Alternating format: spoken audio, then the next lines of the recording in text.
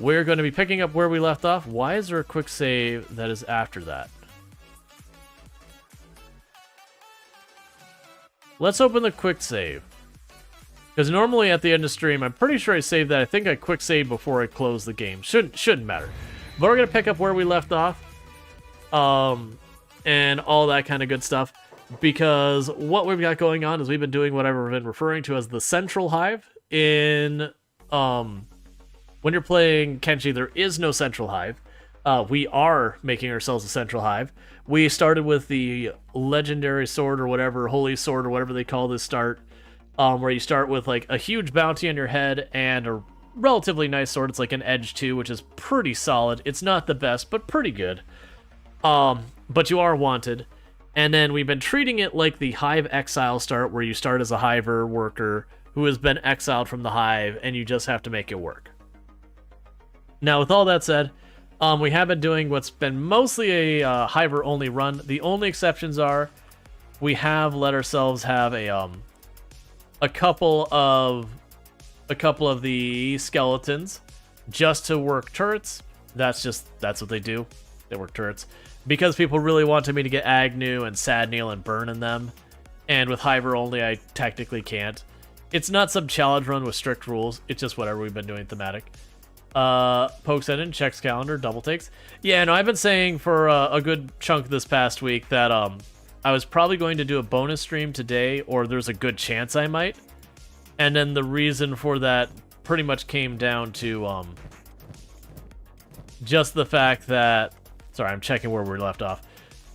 Just the fact that I was going to be taking... Or I did take yesterday off because of Tomb's birthday. And so I was like, okay, but I'll make up for it with today's stream. Now, granted, I didn't commit to the stream at, like, honestly, until I hit live. Let's see, a very scared dog at work that doesn't let anyone near her warmed up to you. It started being super cuddly with me. She fell asleep in your lap. Aw, that probably feels amazing. But yeah, so as you can see, we do have our base that we've been slowly building up. The gist of this run so far is we do have a Hiver-only group. We did make a home base of operations for making armor and all that kind of stuff. Yeah, no, it was those things. I didn't need to do it. But, yeah. But, what we have been doing is, as we've been dealing with various threats, we have been dealing with them. So if we look over here, for example, the Dust King is dead. The Tower of the Black Dragon Ninjas is dead. These two stops got overtaken by Dust Raiders and all that. They're dead. This Holy Mine sent a raid at us. They're dead. And, you know, Tower Abuse we just dealt with because... Interestingly enough, it's saying there's no residents there, but it's also not being marked as dead. But we have wiped it out. But pretty much anyone who's come by and given us a black eye, we've sought them out later to take corrective action to their foul behavior. So our next target on the agenda is that Holy Mine up there. They sent a raid at us very recently, and it will not be tolerated. We've honestly not been the aggressors on anyone, in the sense of we've responded to their threats, and it's not because they just stayed at home and stayed safe and done that forever. It's in the time it takes. You know, it takes me to like mount an offense because you're still like building up your skill to go after one of our troublesome neighbors. They've attacked us. You think people would learn to leave you alone? Yeah. People are really bad at that. Some people just get a chip on their shoulder and cannot let it go. They haven't watched enough Frozen. All of them should be subjected to a young daughter or niece just playing Let It Go in loop for hours while bellowing out at the top of their lungs in the most tone-deaf manner possible, Let It Go, and still being incredibly adorable. But also, low-key, making you want to take a pencil to your ears. Halfway between adorable and make it stop.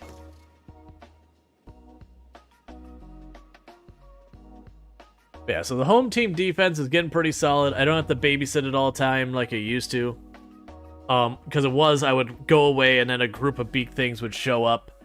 And then, you know, I'd have to go back and save the day from my home team. But now with dedicated harpoons, you know, running at all times, it's pretty good stuff.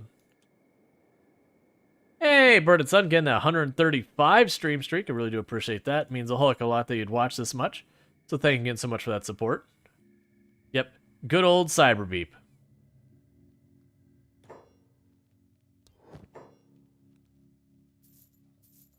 And we've been making Hiver armor now. Just the leather stuff. I haven't found the better stuff. But Darstrider is our person who deals with that and has been coming along a long ways. So far as being able to produce all sorts of fancy stuff.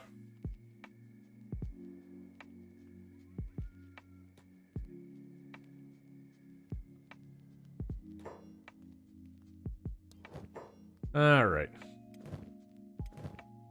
Oh, it's burning sun. And the required copyright-free stream. Yep. All right. Is there anything else I got to worry about inventory-wise? I think we're in good order. Okay. So with that, what's going to end up happening is we dropped off all the junk I wanted to part with from our operations back home, just making leather armor. But it's been going well because now where we're walking around the junk armor, and we still are mostly wearing junk armor, we are actually making our own leather high vest. We got a couple of masterwork ones in here. Most of them are actually specialists though. But that is a huge bonus to my defense. So we are going to be taking considerably less damage now. And the home team's also been getting it. We still have Strider just churning away and making them, though. That way we can eventually get everyone masterwork quality.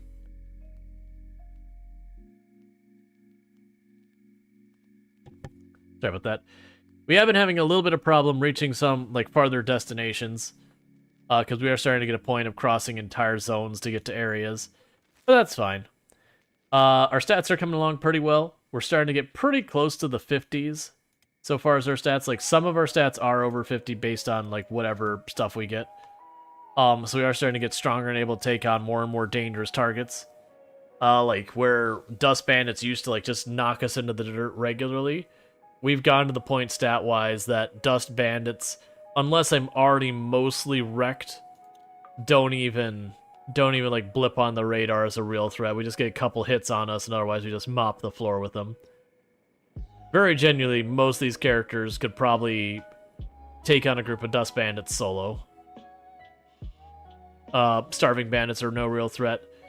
So we're starting to hit kind of those mid-tier enemies that, you know, start getting to the 40s and 50s is about the right place. Like, we've also been able to make moves. We've wiped out some Holy Nation, which are a bit tougher enemies. We've been able to knock out one or two of their locations as well. We're nowhere near ready to, like, take on their capitals or anything. They would just mop the floor with us with all their harpoons and crossbows as well. But we'll get there. Which is what we're doing right now. Is we are rolling up to this holy mine. We're going to deal with it. They sent an attack from there. Will not be tolerated. So we're going to put them in their place, and then we'll go about doing other things. Tech-wise, we're doing pretty well. We are up to the point we can start making plate armor and all that kind of stuff. We don't have any particularly good plate armor blueprints yet, though. So I can make kind of crap plate armor. So I haven't been worrying about it quite yet. I've been keeping Darstrider on the leathers. But eventually I'll probably get, like, the painted plate or samurai stuff and... Sorry, you're technically hostile to us. Feels a little bad.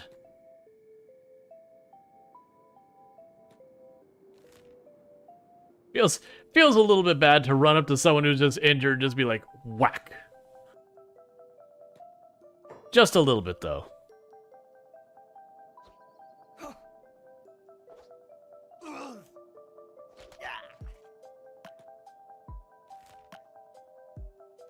But hey, I don't need them running around.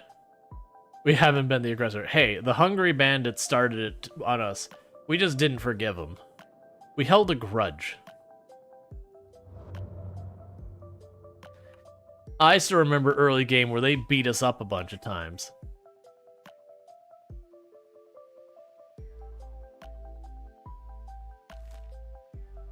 I'd hit the Hungry Bandit capital to deal with them, but I don't believe there is one. At least not that I remember.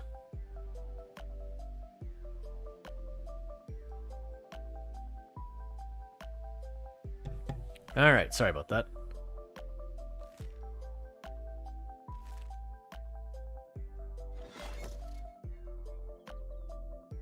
Yeah, we're getting a bunch of extra wind generators because back at home base we got a bunch of ore drills and all that built to massively improve the speed that we're producing goods. But they're pretty power hungry. So it is one of those things that I'm having to expand our operation there, which is fine. That's going to happen.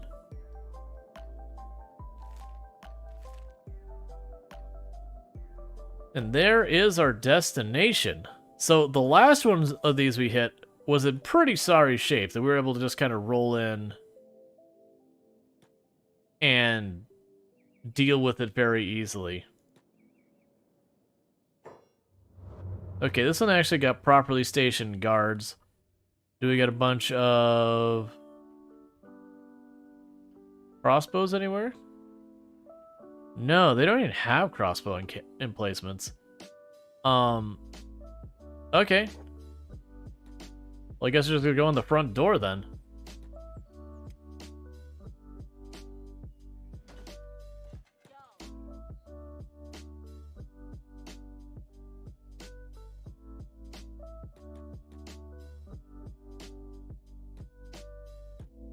So I sent Enoch ahead just a little bit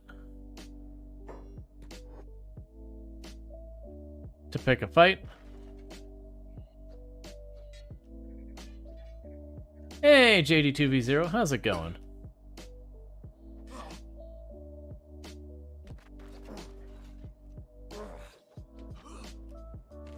Alright. So what will happen is we are going to gradually pull the guards out. That's fine. Well, you know, I'll take your backpack. Why not?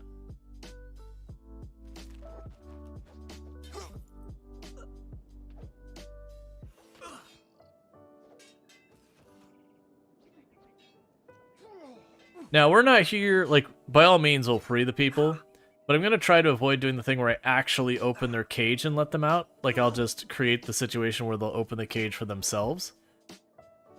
And the reason I want to do that is because very genuinely, if I do open the cages myself, there's a chance they could randomly join, and we are trying to do a Hiver-only run, and there'll be mostly humans in here. So then I get that weird, awkward spot where you can't just be like, I don't want this person. When they join you, you have to either sell them into slavery or kill them or something like that. Is the only way to get someone who's joined you to go away.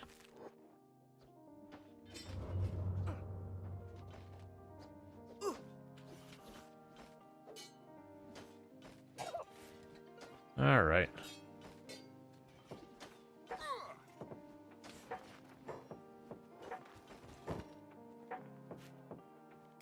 Okay, so we need someone with more bag space. There you go.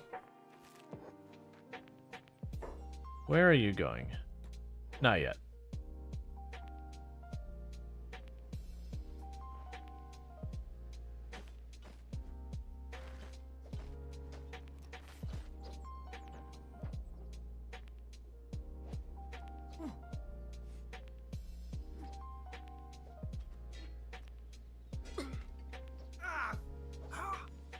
So we're going to keep pulling more and more people. We have to be careful not to get ourselves too overwhelmed yet.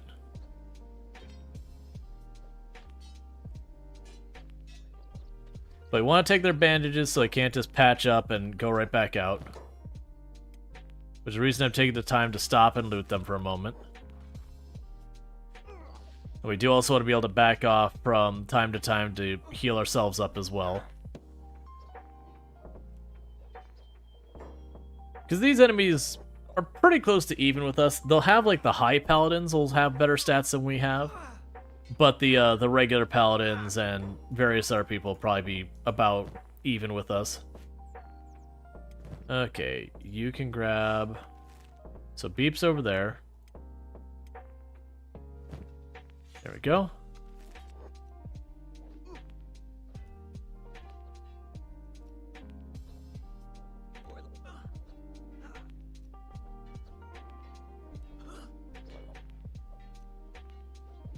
Alright.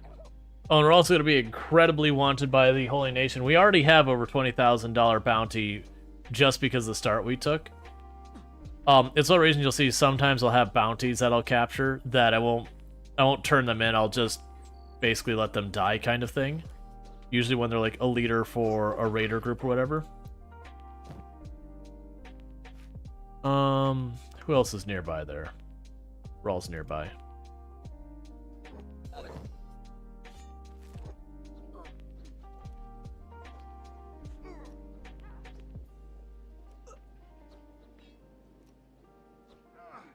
Okay.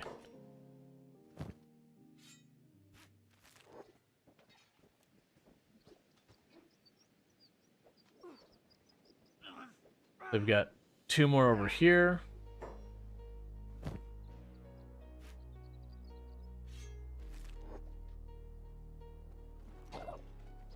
I believe they're the last one that's still got their weapon.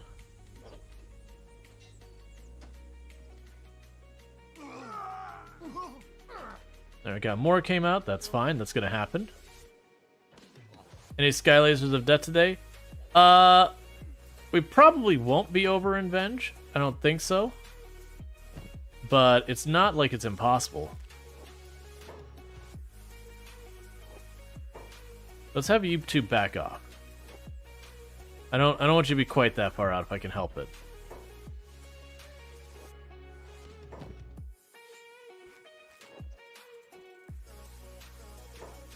What? Stop running all the way in.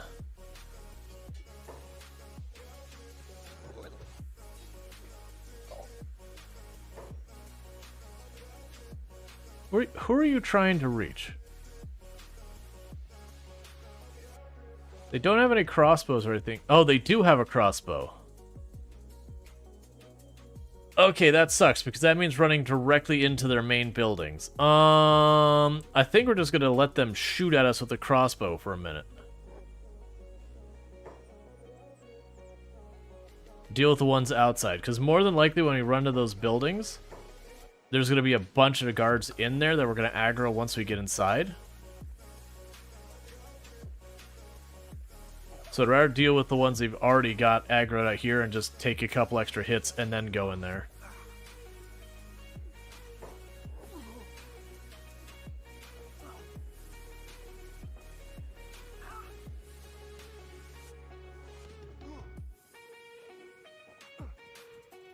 Alright.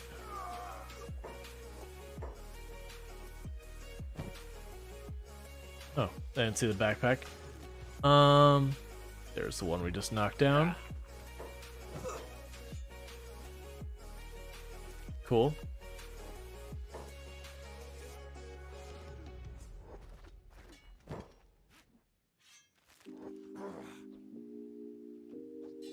Okay, then there's you. Stay over here. Stay over here. Stay over here.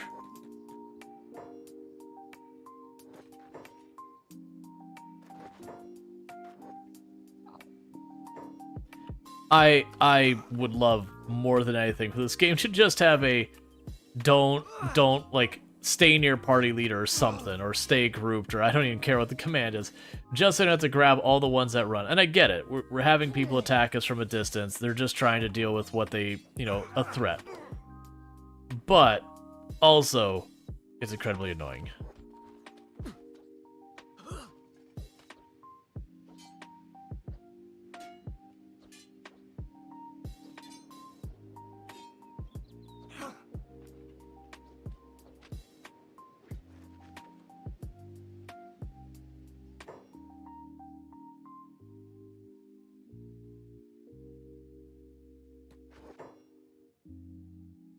Grab everyone, group them back up again.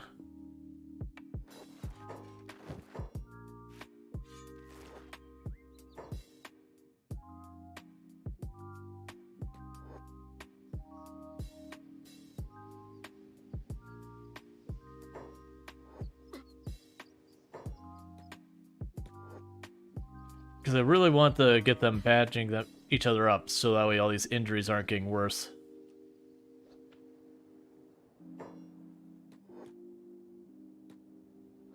Here, I'm just... Okay, everyone's down for a second. Medical. Just forget everything else, just medical for a minute. Get everyone patched up, and then we'll storm the building. Which they're doing anyways, but that's fine. That's literally what I was going to do next. Because they're going to run in and try and deal with these crossbows.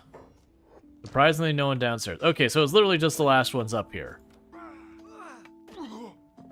A lot of times when you go into those buildings, there'll be like 5 or 6 guards there, and I was just expected to be a mess. Hey, Flack, how's it going? Welcome in, Drawley.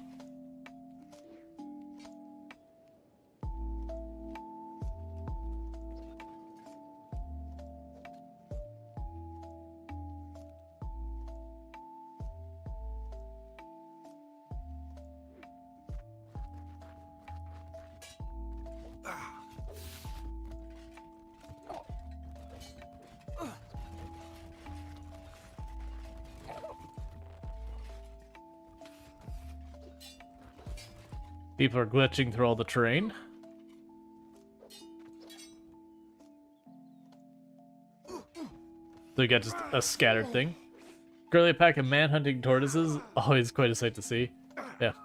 Let's see, farthest I ever made it was from the hub to Morn. Spent the rest of my time keeping that town alive. Yeah.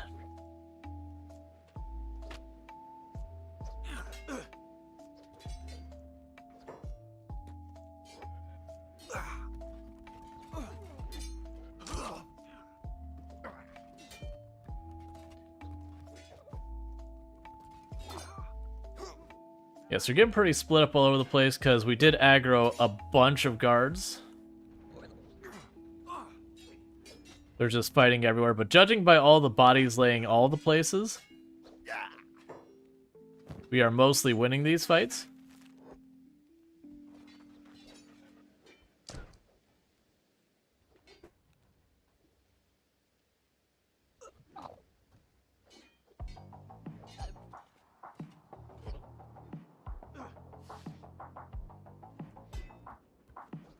Okay. Hey, Usei, how's it going? Thank you for lurking. I do appreciate that. It's a little hard to keep track of all the fights going on because they're just scattered everywhere. Like, where is even Rual at? Okay, Rual's out here. And laying on the ground. Because, like, part of it is we're fighting up here and then shoving people through the wall because it's just, you know, Kenshi's a janky game.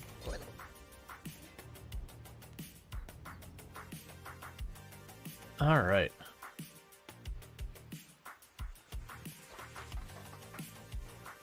I need you to fall down so I can check some more bodies.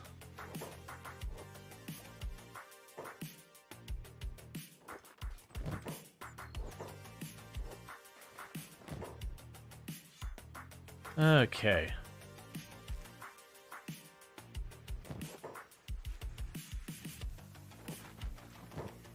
If we keep taking the weapons and bandages, they won't be able to pick back up in a meaningful way to fight back.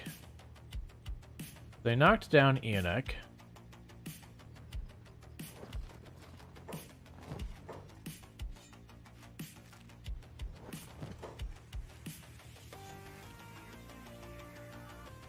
Alright, Jaywalker's inside. Okay, for some reason I was like, wait, did somebody die? No, we got all 8. Jaywalker's in here. We do have a couple downed people on the stairwell we'll probably want to go and check. Let's keep Luxray checking the bodies.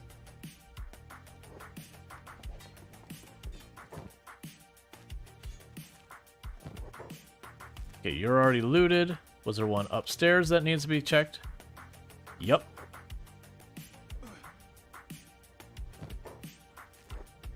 Okay. So good news, we're making solid progress, so we do seem to be mostly winning. They're occasionally knocking one of our people down, but that's not super surprising with how many people are here.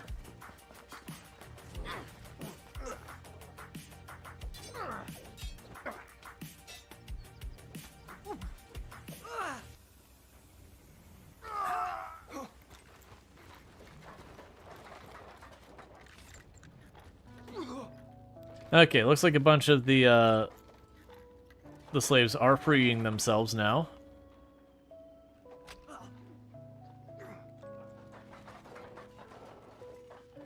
Okay.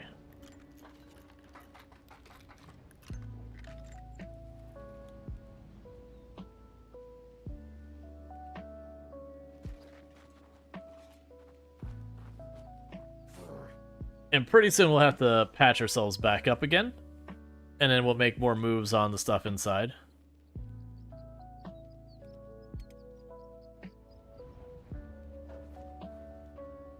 Alright.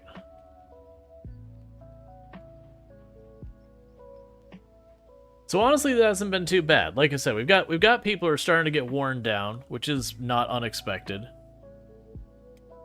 But considering we just kind of ran in here and just let all hell break loose, certainly could have gone worse.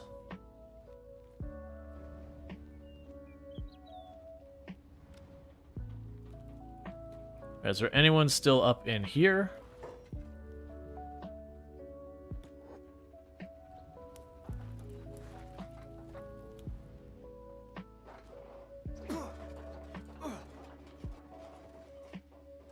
You really should stop getting back up.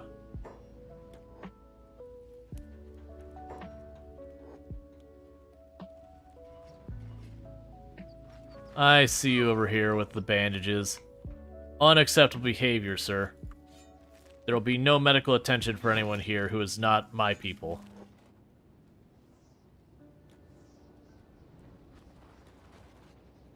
Okay.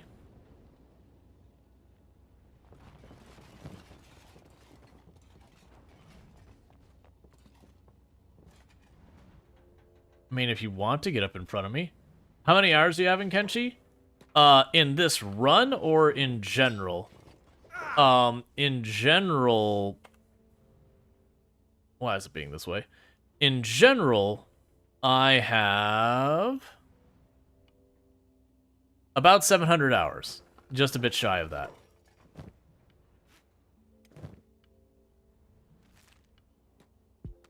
And have Beep come over here and grab your weapon.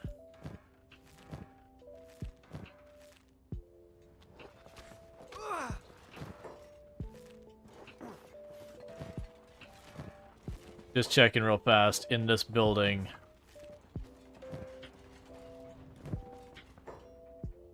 Is there anything to care for? We can grab the dried meat. Not worry about the rest. I mean, there's blood rum as well. Okay. It's not a whole lot here. This run, probably 100 hours, maybe? I don't know. Not a super long time. We do have a decent amount of time put into this run. Okay, so we've got this building checked over here. We've got the two other main buildings. Good chance we haven't cleared those buildings yet, but there could be a chance. So let's go ahead and take a peek in this one real fast.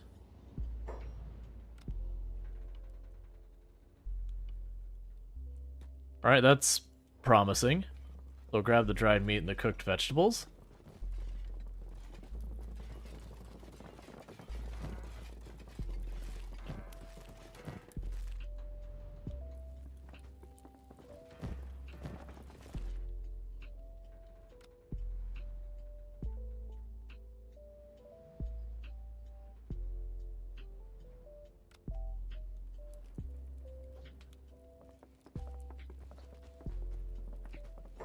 Eunuch's like, I don't need help, I got it. And then proceed to just tag him with one crossbow bolt after another. Alright, so with that, we've got that building all cleared, and we have just one last building in this area. That's a lot. Could you by any chance tell me what exactly is not possible to do in this game? You only heard what you can do. For example, base building, creating guilds. So there's not the idea of creating guilds. you would just have like your own faction you make. So it doesn't have like a former guild mechanic system or anything like that. It is open world where you just kind of wander around, but it doesn't have like a bunch of those structures. There isn't like marriage or anything like that in the game or stuff like that. If that's something you're interested in, it's just not the style of game it is. It's hard to say what you can't do, because most of the stuff that you can't do in the base game, mods can do.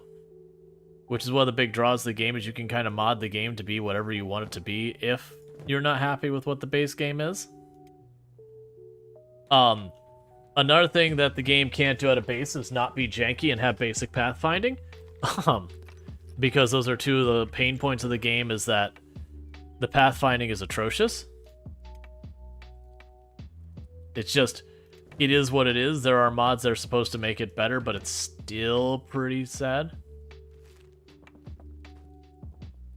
Isn't there slavery in this game? If so, there is marriage. I don't agree. I don't correlate marriage and slavery being even remotely similar to each other. Unless it's a very, very unhealthy marriage. At which point, then maybe don't.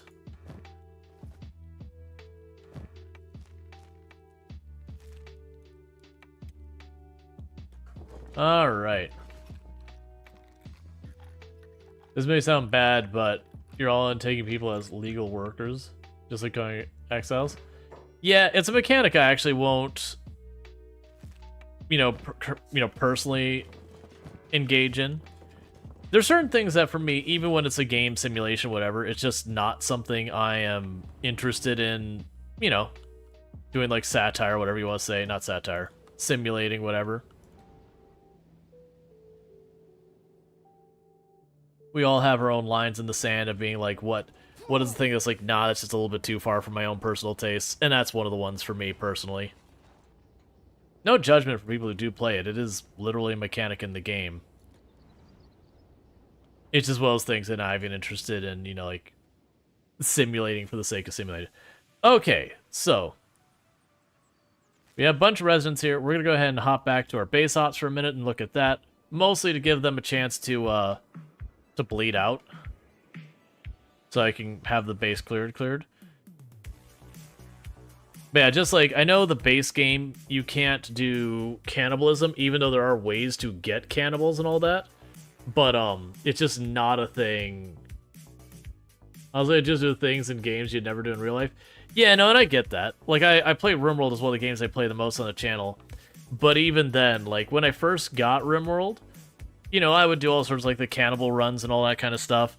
But then later on, once it got past that, haha, kind of, like, not, like, the novelty of it. Once it gets past the novelty of it, it was like, oh, but I actually don't really enjoy this.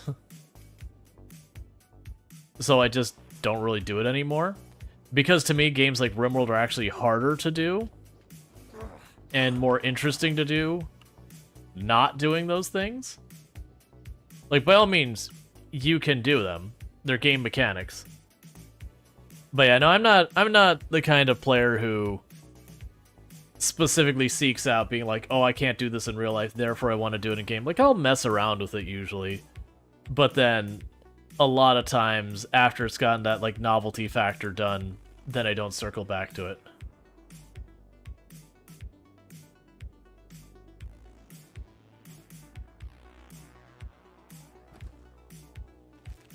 Yeah, if you didn't catch what the bot does, whenever I play RimWorld, there's like the cannibalism jokes.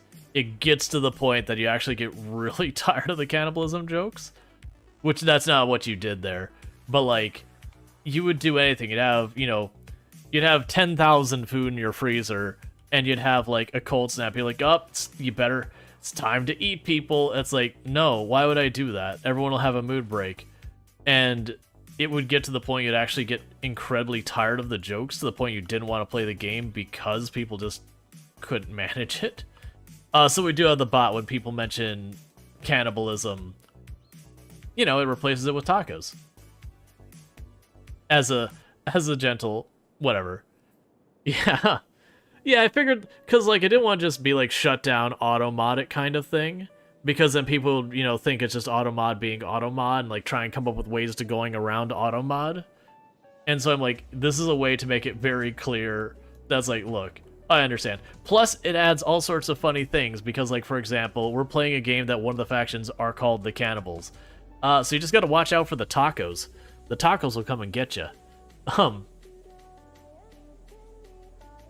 Food disappears so fast if you're trying to feed a ranch. Downside, now I want tacos. Or upside, now I want tacos.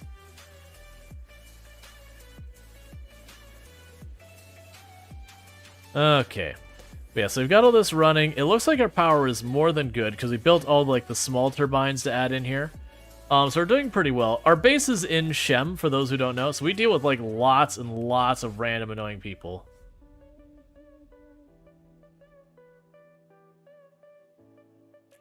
Then we got Senju Cookie claiming their 135 stream streak, 135 streams in a row without missing any. So thank you so much for that, getting your extra 450 points.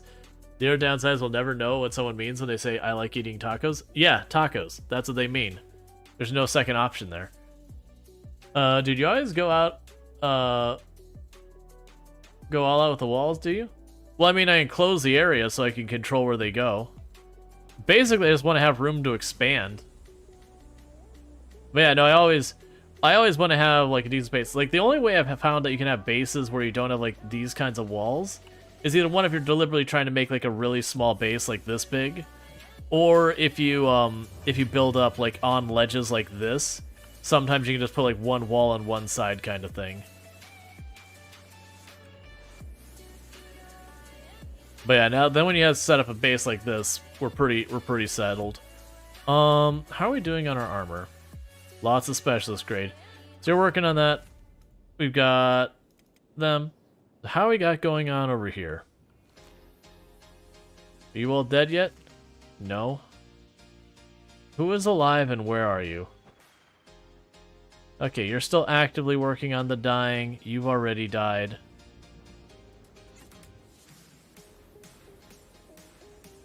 Hold up. You're only horribly injured. There we go.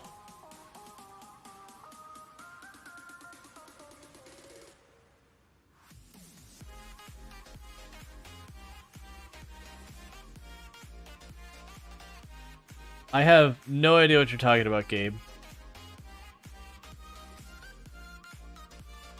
Let's see, well, the options were have the walls... Let's see. Well, the options were have walls of beak things wandering through base.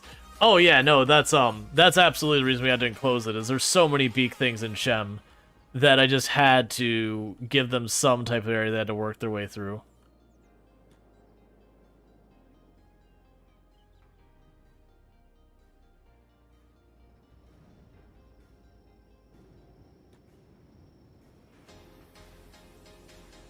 Okay, can't be many have left, so we're down to 6 alive in here.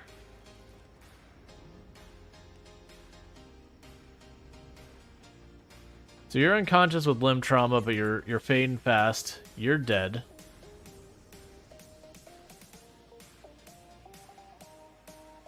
Yeah. No, I got you. It's one of those things that, like, and this is something I've learned with a lot of these games, that I could go to my base, and I could have started with, like, you know, just... Here, let's turn the camera. Just an area like this big kind of thing.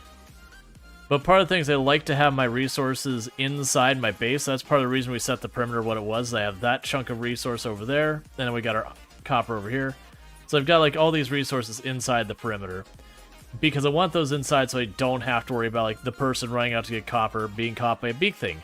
Like this one, who is perfectly here as an example, where if I would have closed that off there and someone would have minded that, the beak thing probably would have eaten their face. Does he do you sometimes wish the game third first person shooter? Or do you think the bird... I think the bird's eye is better for this because of how much you want to fast forward. And that a first or a third person thing would be a lot of the camera being thrown everywhere, which for a lot of people would be just begging for motion sickness. And thank you, Rhetorical Answer, for the 20 stream streak. I appreciate that. Yeah, even honestly, the camera following the people when you're traveling the terrain on third person can get pretty appalling for most seconds. There's some random bone dog.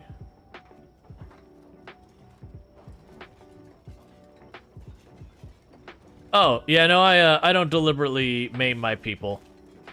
If they get maimed, that's one thing, but like I don't deliberately do the thing like toss my people in a peeler or have them swim in acid or stuff like that. I'm not a min-maxing style player. That's just never been my draw to games. So you won't see that kind of gameplay here, really.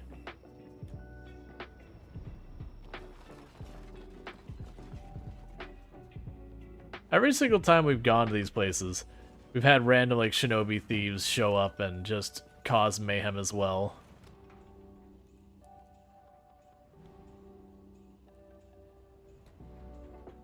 Okay, do not join me, friend. If you join me, you will be tossed into your death. We're a hiver only run, but you're gonna count towards their population otherwise, and I do not want you joining. Gotcha. So you're one of these.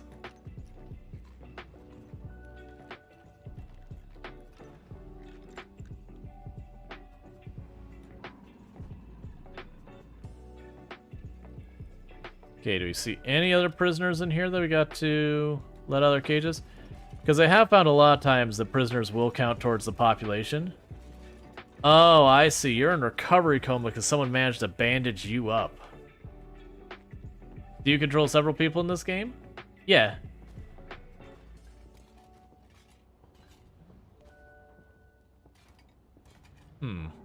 We are about to get back up, and then we'll go and shred you again. There's only 3 left in here that are alive.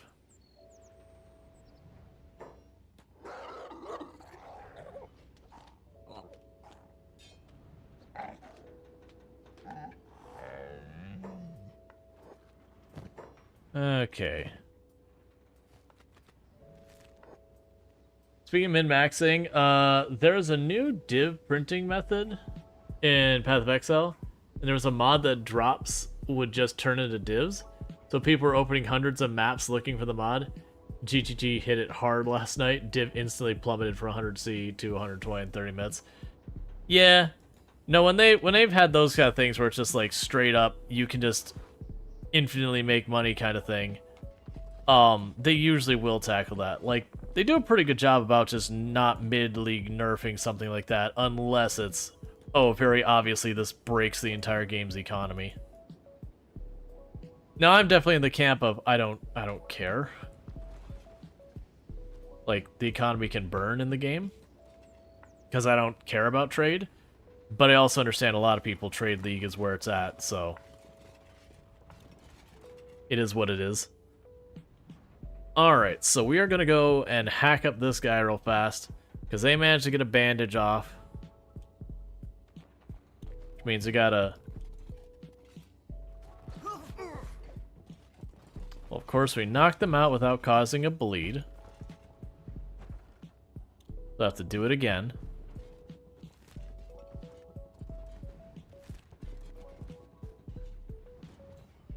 Trying to figure out where the third one is. Because the prisoner... Oh, it's probably this prisoner, and that one sentinel. Yeah, so we knocked this guy down a couple of times, still they're not going to recover. And I believe they don't even have to be dead, I don't think. If they just get to dying, I believe that is enough that it'll consider the place dead for purposes. Okay, so we've caused another bleed. And there's a good chance that'll be a fatal one. But yeah, and I've heard they've mostly been pretty good about improving the league after it had a really rough stop. Can you burp on command? I mean, if I wanted to try, I probably could, but I'm not going to. It's not something I have any interest particularly doing.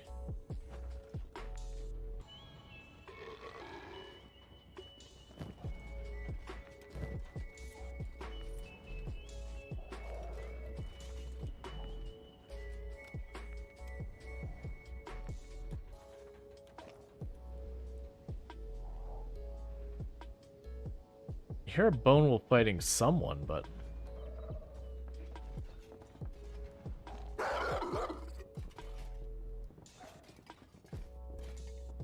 Okay, so they're not going to get back up. Oh, you're fighting the Shinobi Thief? Or Wandering Assassin. Yeah, I guess it's Shinobi Thief. But yeah. But nah, generally, like, Kenshi's definitely one of those games you can do some pretty ridiculous min-maxy stuff in, which can get really fun and silly. It's just not my personal playstyle. Keep hearing one of the Bone Wolves just going for it.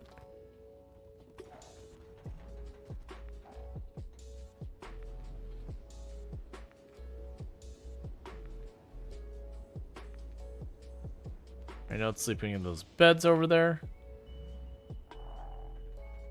So they're in recovery coma, but they've got a stomach injury, so there's a good chance that stomach injury will continue to get worse until they die. What are you doing?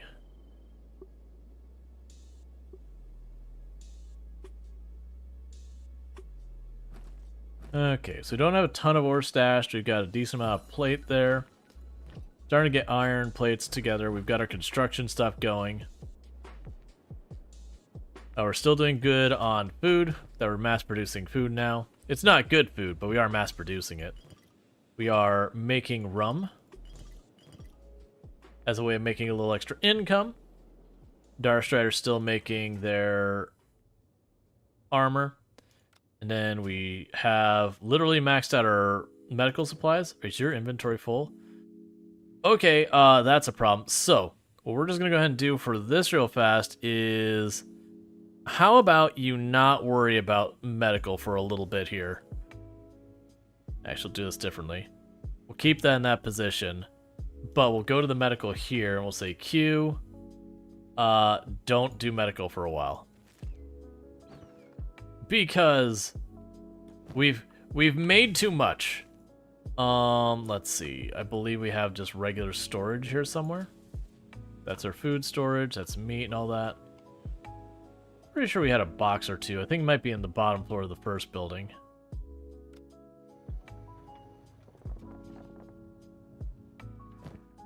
Okay. So you're not going to be able to function with all of this medical in your inventory. So we're just going to drop this here. You can keep the giant pile.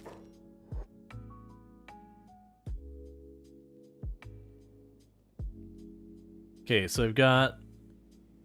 all of the equipment is there.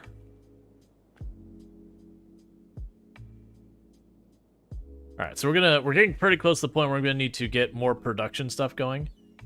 I can have you work on making the plates for the armor. And how are you doing? You dying yet? No, you're starting to slowly recover because of that, but that wound should get worse. Just gonna have to wait for it. If not, they'll rough him up again. And we'll figure it out that way.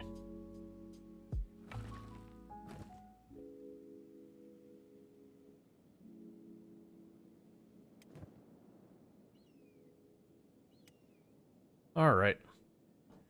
Yeah, so we've got Kirla's making armor plates for the time being. I wanna get better than the armored rags. I just need to get the blueprints, which is gonna be a little bit tricky.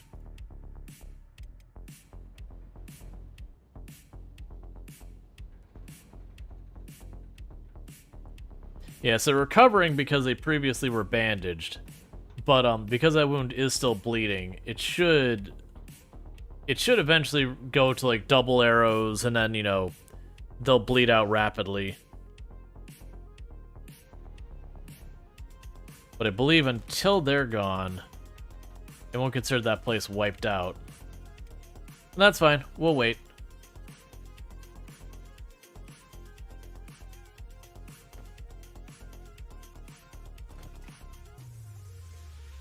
How is your armor skill going? Armor smithing 84.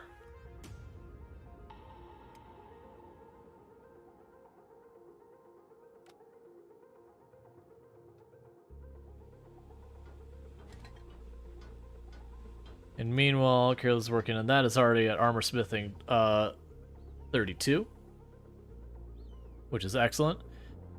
All right. So we're definitely going to need to get more stuff. No, I'm going to not want to do this, but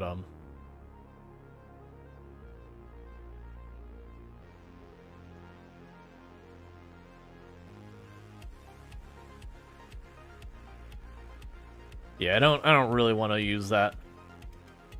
We're gonna have to go and get better armor smithing patterns.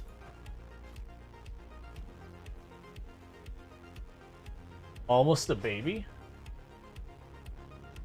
What's almost a baby? Sorry, I missed context on something. Thank you, JD2V0 for subscribing for 8 months. Thanks, JD2V0, for the tier 2 sub. I really do appreciate it. That's 8 months you've been subbed to the channel, so thank you so much for that continued support, and it means a whole heck of a lot, so thank you for that continued support. I really do appreciate it. I hope you enjoy your advertising previewing as well as access to the emotes. So let's take a quick look here. So what? Oh. I'm not hearing that, am I? That's fine. Alright, so what I'm going to do real fast is, for those who don't know, every time I get a sub or 100 bits, then I end up putting a Lego piece on the kit. And I did miss it the last time, so I want to make sure I catch up with that. And yeah, you're going to hear a noise going on. It's not anything involving us, so I'm just kind of letting it fast forward for the moment. But we'll keep the kit going and all that. Make sure I got my pieces here. Getting pretty close to done with this step. Alright. So there's only one extra piece we've got going on right now. Normally I wait till we get a bunch of them stacked up, but I've been pretty bad about missing them the last couple of days, so I want to make sure we get it. So, okay. There's a new piece onto the kit. And we can move on from there. Alright. Yeah, normally I let them stack up till I get like 2, 3, 4, 5 pieces. Oh. That works out for me.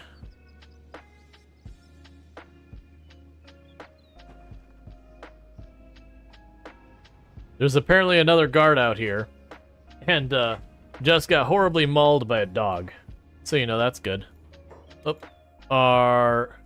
How are you here? How are you up there?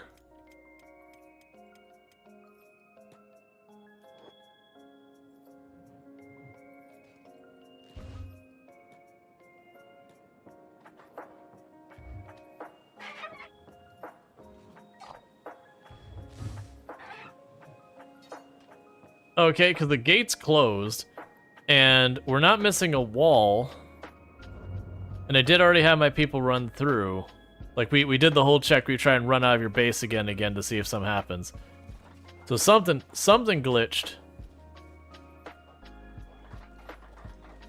And they were able to just, like, walk through the wall.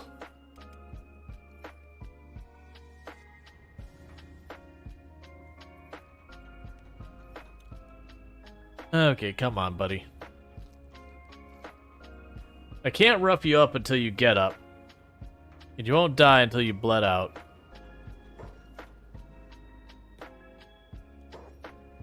In the meantime, go rough that guy up again.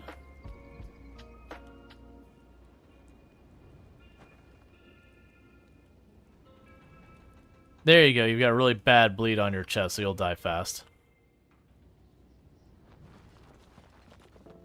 Because I wanted to mark this location as dead, because until we do that, it's not actually dead by the way the game works.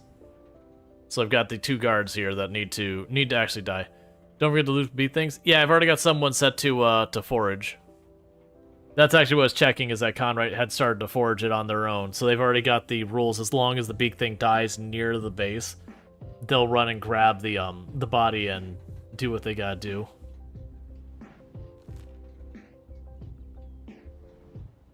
It is one of those things that I've been debating, just leaving the gate open.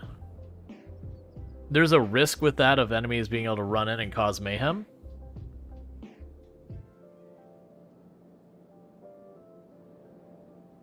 But then for stuff like the beak things, I'm gonna leave it open.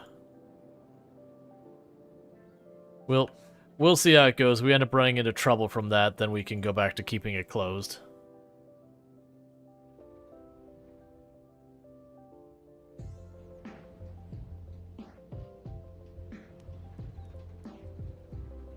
Yeah, so they're officially dying. Just that's the last one. So like I said, that stomach injury should keep regressing.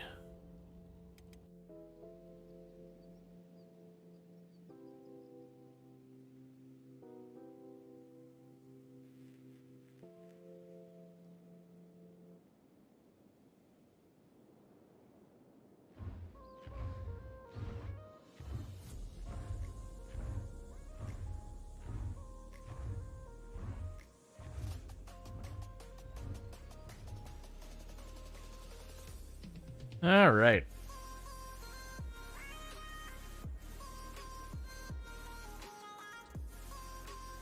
Yeah, so that one's dead because they butchered it.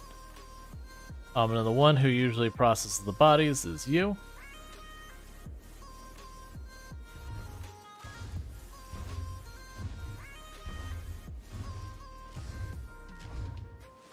Which they did.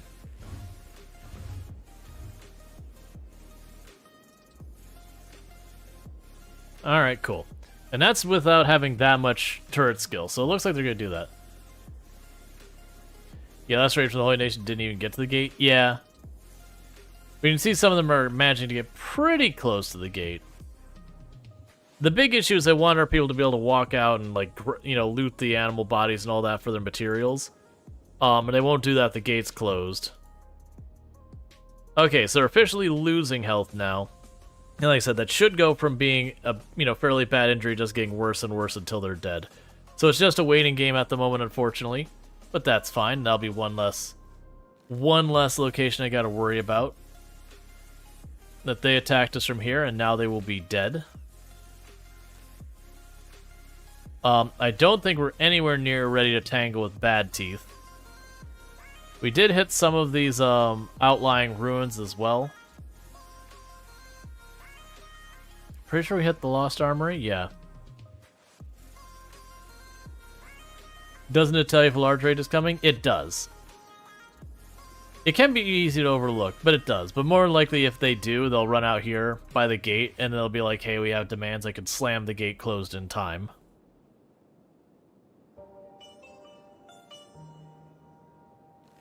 But sometimes just getting lucky where, like, one random individual rolls in and causes you problems. Alright. So once we destroyed that Holy Nation town, we'll have to figure out what our next target is. Or where we want to head to next. Because we haven't explored the Burning Forest hardly at all. There's Morn down here in the Bone Fields. We could check stuff out down that way. You know, the Crab people are over to the east as well.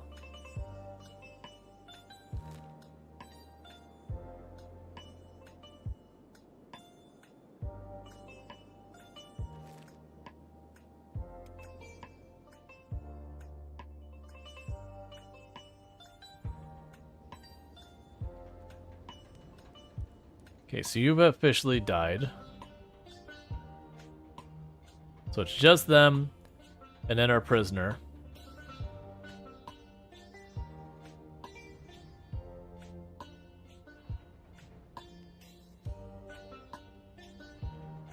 And the problem is if I go to carry this person, eventually our people will be like, oh, we're taking this one prisoner, and they'll start bandaging them up. And that makes us have to wait more. Yes, they are declining. That'll pick up speed after a while. Alright.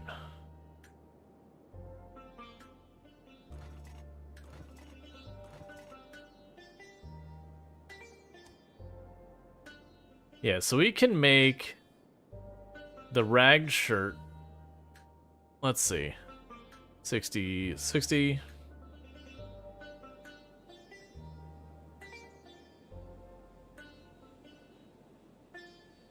Yeah, so that's... The Armored Rags has some pretty decent penalties to them.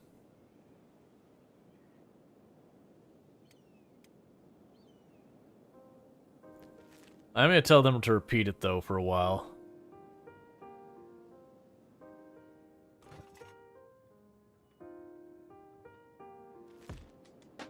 We just let people continue to work on that. How are we doing on those leathers? So we're pretty much getting the leather faster than we're using it, is the reality. So I will add that, as a last thing, Liz will help make armor for right now, just to train up another person. Alright, we're at minus 20. And regressing.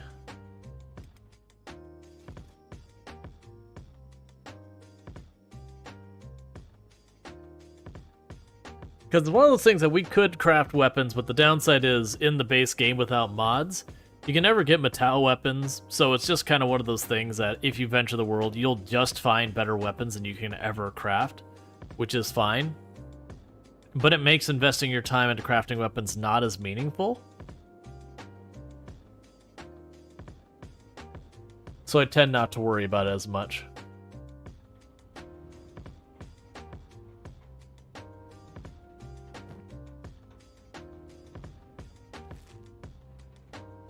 There we go, we got the double negatives. So that's going to go south real fast for them. Will that consider them as not being recovered? No, it still says actual residence 2. That's fine.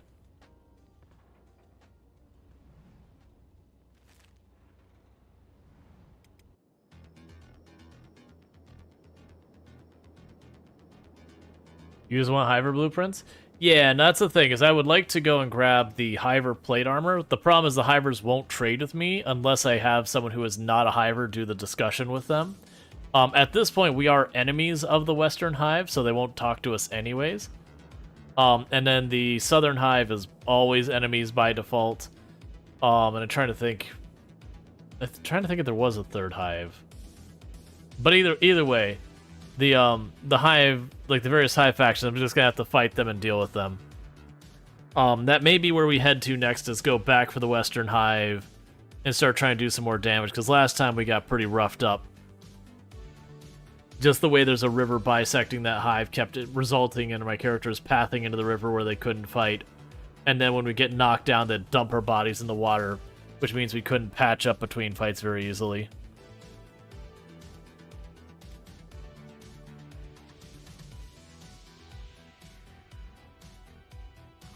Yep, so that's regressing real fast now.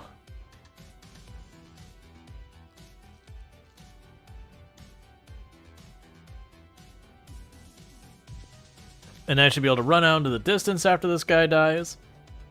And it should declare the place dead.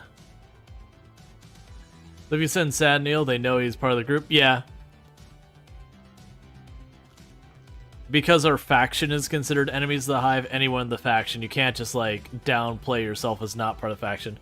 I believe you can disguise yourself as other factions, like if you wear like the Bandit or the Holy Nation clothes. I've not ever had much success with that. I don't even know mechanically how most of it works. I've only found when you dress up in someone else's uniform, it almost always ends badly, where their enemies will treat you as an enemy immediately, and they will treat you as an enemy pretty shortly after seeing you. So it feels like it kind of doesn't change anything. And you should dead. Cool. Alright, so with that, we're going to run out into the distance.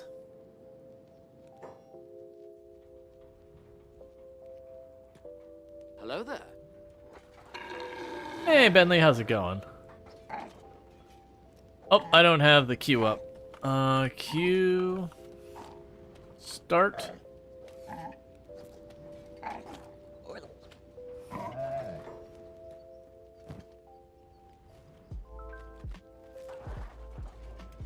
Alright, going patched up. Yeah, still saying 2 residents, so I'm assuming it's our...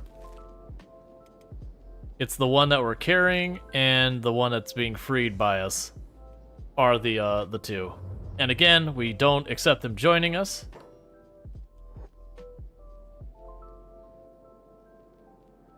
Okay, they did join us. So unfortunately, for you, you're because it says, I'll join you if you'll have me. It's like, I didn't say yes to this. You just forced yourself on my group. So get running. Oh, they're all medicing? Who are they medicing? What's happening right now? Because it's telling us that they're medicing.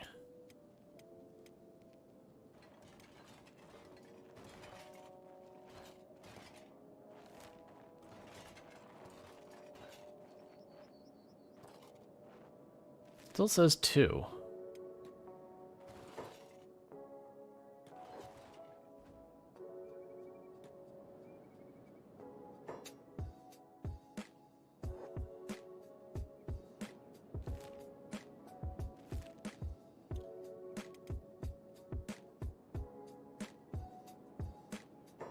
Look, I'm sorry, but no. If you're just gonna keep running back, we're gonna put a stop to this.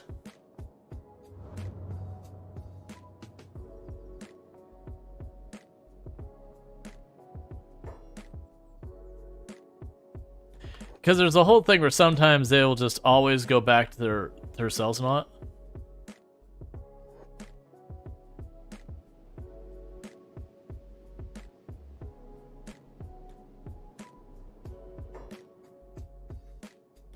I don't really understand what this person's doing.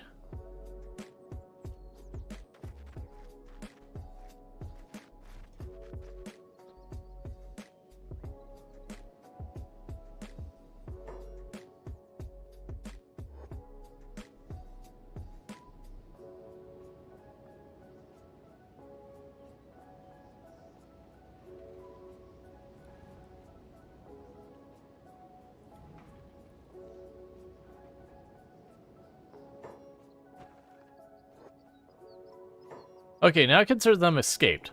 Let's leave them alone and see what they do. Getting in your cage. No, you are not.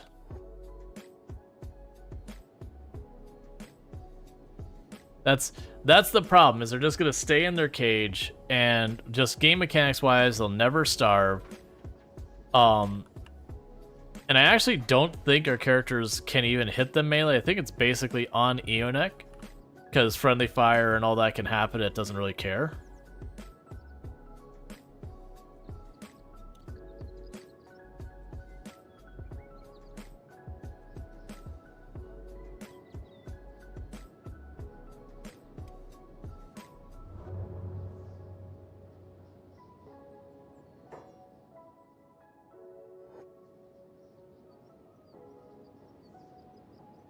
Oh, come on.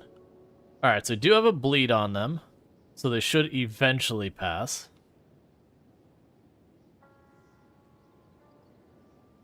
Because they're trying to make it so the population drops there, so it's considered abandoned or whatever.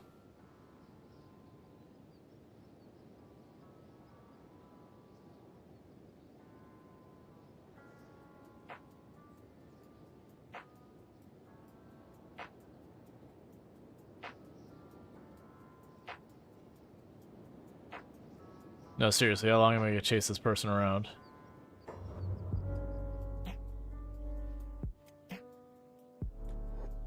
Okay, this will work out.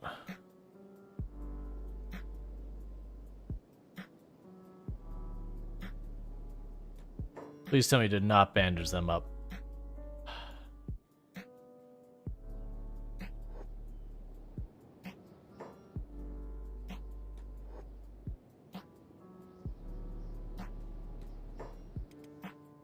Why are you so much slower?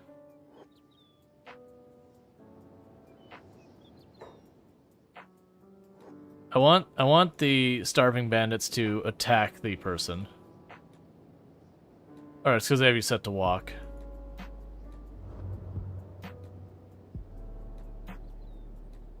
It's pretty annoying. Well, there's other ways we can get rid of this guy. Okay, so let's take a look at what we've got marked here. So it should still say... So it says there's only one resident left, so I'm assuming it's this last person. And unfortunately, because I had, you know, my thing set to bandage up allies and all that, they bandaged him up, so he's no longer bleeding. Where did he go?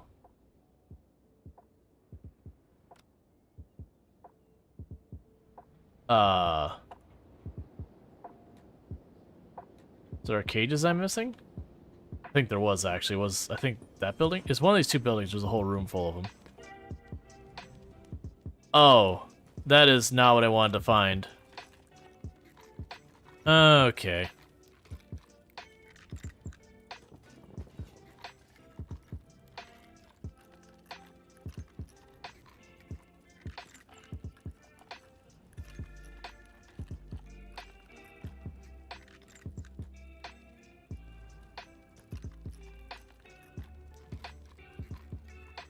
Exploring is hard, you have to use your memory, yeah.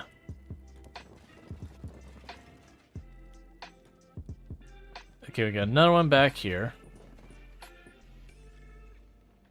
Since in the previous building, there was a body. I can double check though, see if I overlooked someone.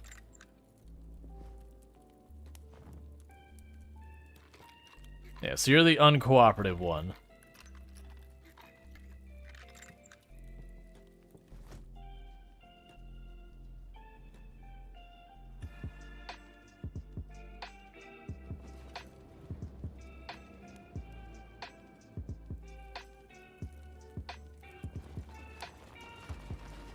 Yes, it says there's one more person in here.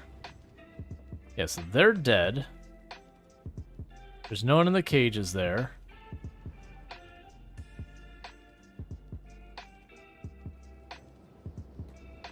You know, check this one.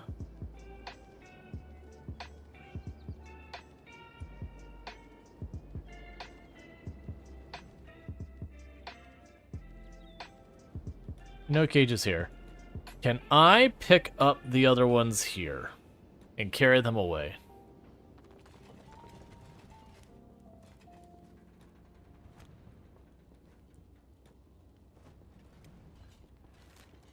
Alright, so with this, what I'm going to do is I'm going to run down towards home just to get them out of the area. And then we'll take them someplace potentially... You know what? I know exactly where I can take them. Hey, friends.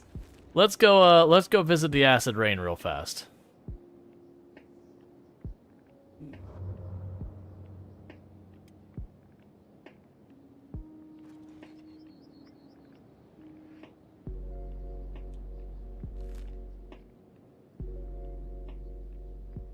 Oh, never mind, we're good.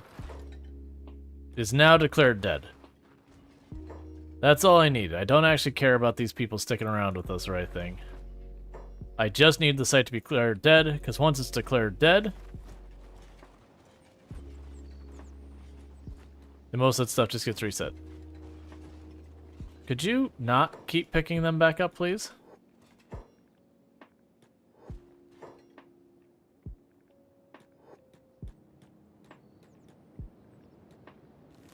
Alright, that's fine. That was a colossal cost of time that didn't need to be nearly that complicated. So you're free to do whatever it is you feel like. Meanwhile, we've got our other character who I've told to just run across the world. They are slowly succumbing to injuries they're sustaining by going through acid rain. I'm pretty sure they got caught by a laser in Venge. But I've told them to go run to the Ashlands. So, that's what happens when you force yourself into my party against my will. We're not going to just be taking these people.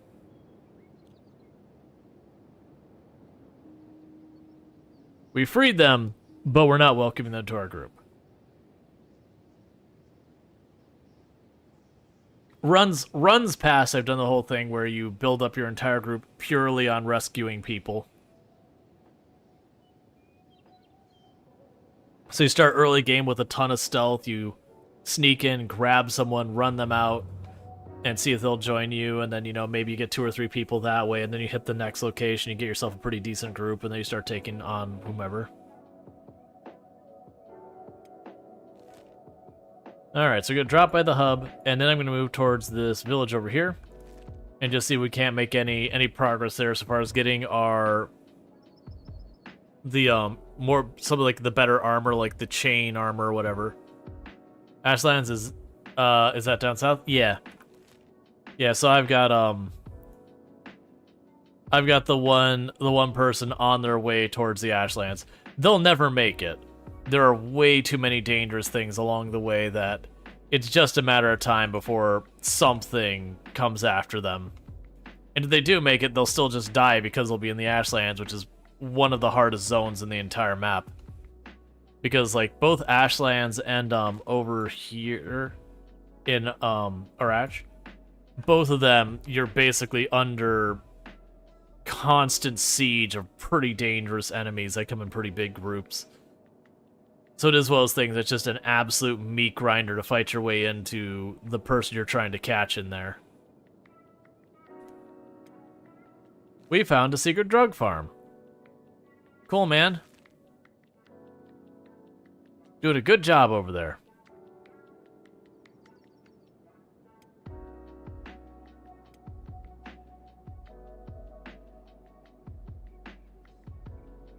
Alright. So the away team is getting stronger and stronger. We're doing pretty good.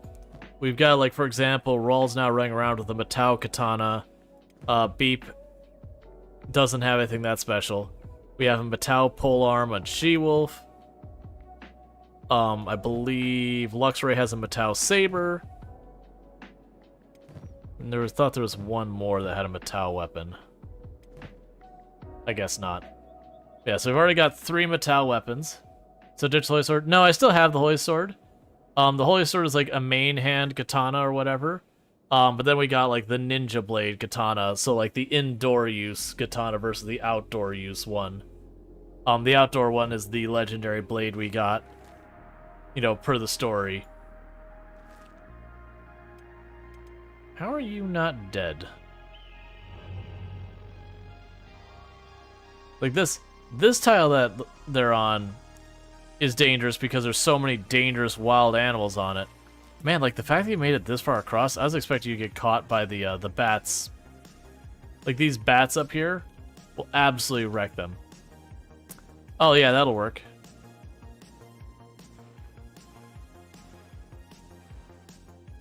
Sorry. JR says you thought you had something good?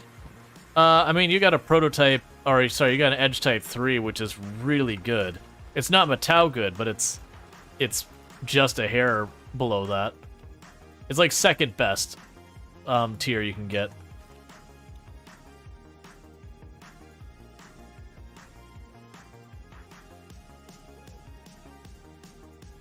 Alright, so we're just heading towards town to ditch all these things we stole from the Holy Nation while we were in town.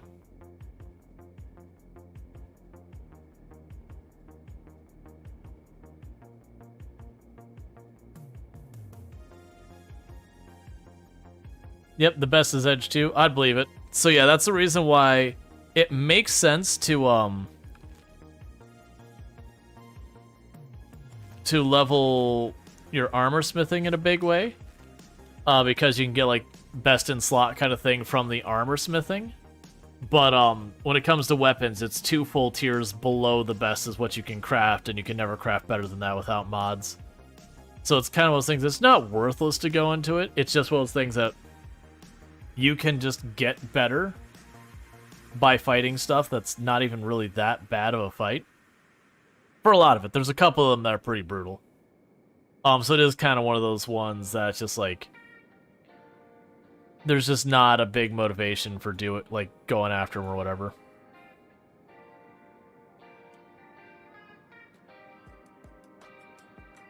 I was thinking you are armor gaming? Yeah, you probably have specialist. Oh no, you've got the masterwork white plate jacket we found.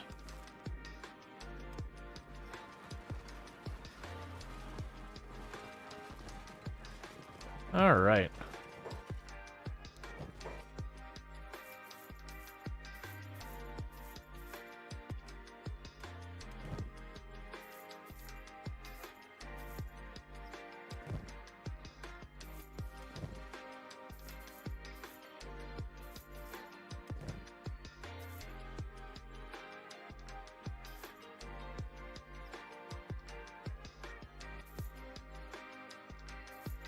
And I'll take your blueprints for sabers and all that.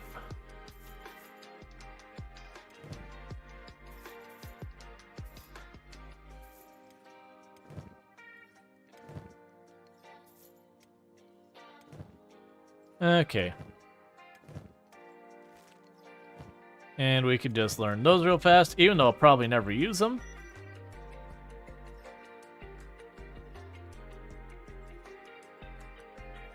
Oh, well, that's not what I wanted. But it's as well as things that... It's a blueprint. I don't have it. Might as well. Guess we found it's not stolen. I actually do think we found that. We went to a ruin and found it. Why are you sleeping? Why are you sleeping in the acid?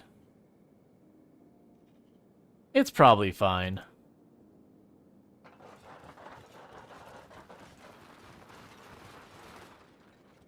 All right.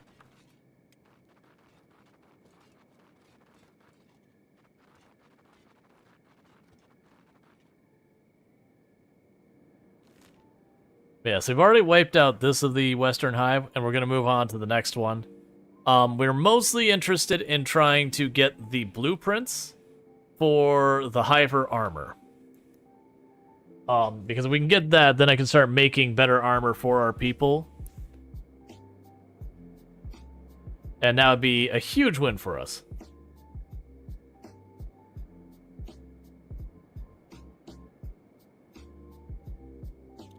Okay. Because then we can take the time to start going through all our people. Instead of doing like this patchwork of like, this one has this masterwork piece here, and then we got some like leather over there. I'll be able to go through and give everyone, but probably Eonex, since they have range, they'll probably want to keep a different set of armor. But everyone else will just get like plate armor that means when I get into fight, we'll be able to take quite a bit of more of a beating before we're actually going. I don't even know where your pathing is going right now. I can very much tell you the destination's down there, and you should go down there.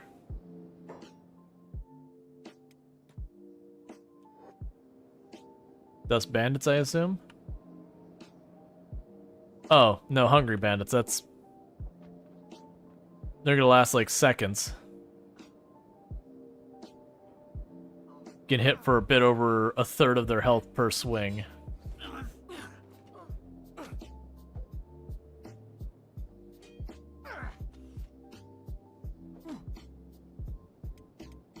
They won't even take damage?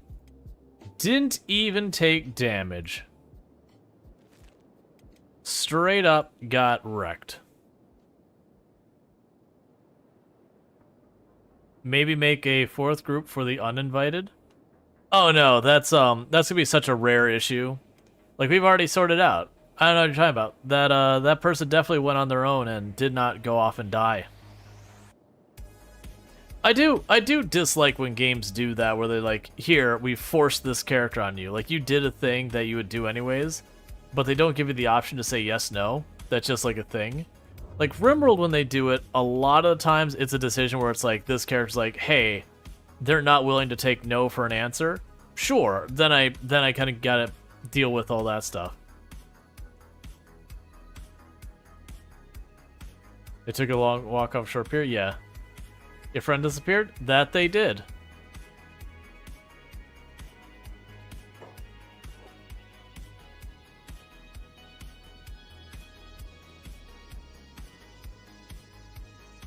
Why not just dismiss them?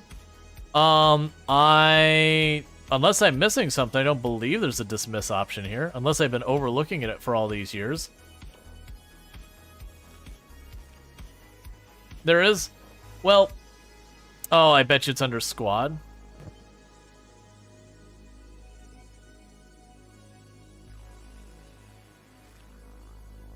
Oh, drag their portrait to dismiss from squad.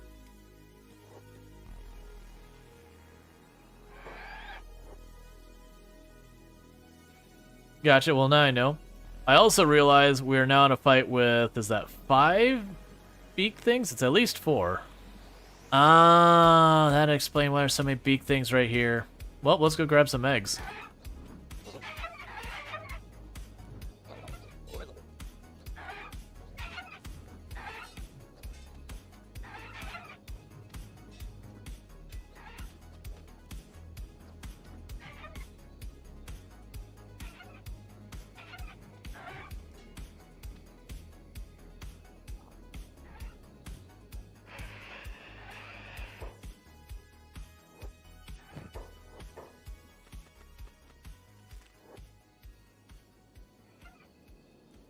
Oh, there's 3 more beak things.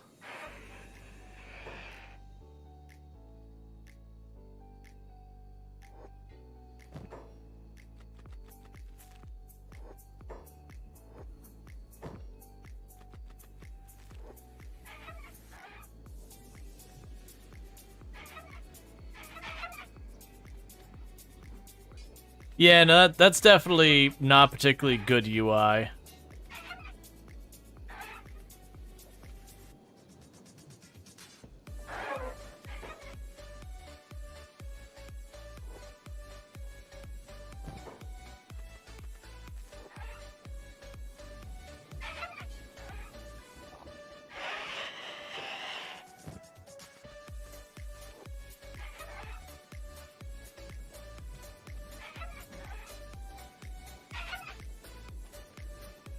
All right.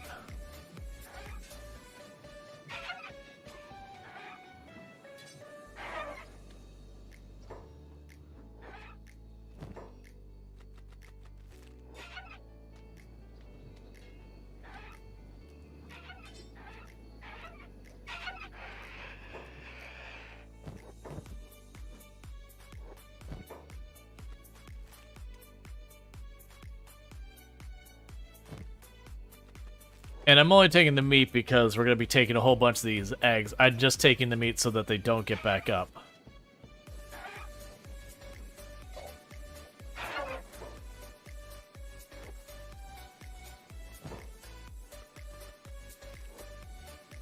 Alright, so the only one downed was Captain Brody.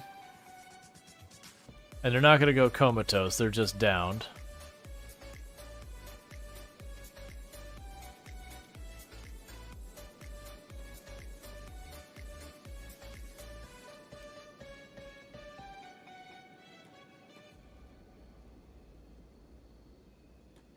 Good to see big things aren't that much of a threat anymore. Yeah, I mean, honestly, we've been to the point that the big things weren't too bad for us for quite a while now. The big issue we were running to before is we were running into the big things on the return from, like, you know, tough fights, that kind of thing. And when that happened, like, you know, it doesn't matter that we're stronger than them. It's just war of attrition, especially with them as much AoE as they have.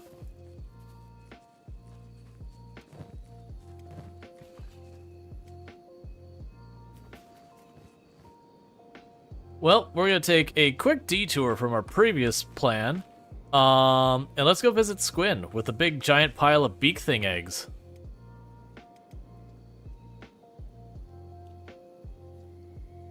Rual took no damage in that fight. Oh man, actually most of our people didn't get hit too bad. Like Soul Adams and Captain Brody got messed up. But really, well, I guess Beep took some hits.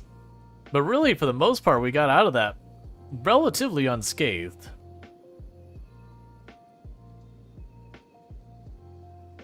So that'll be fine. But that's where you hope, is like, as your stats get better and better, that's what starts happening, is you get into those bigger fights and not need to worry as much.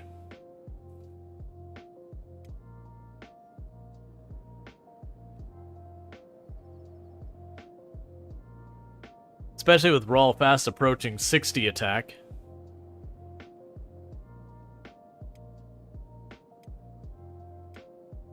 Already has over 60 60 toughness. Their dodge is not good. Oh, we've got something hitting our home base. It's already managed to get into the defenses. So all hands on deck. Don't let the beak thing do beak thing things. I see. So it's a group of beak things, so they managed to just force their way in.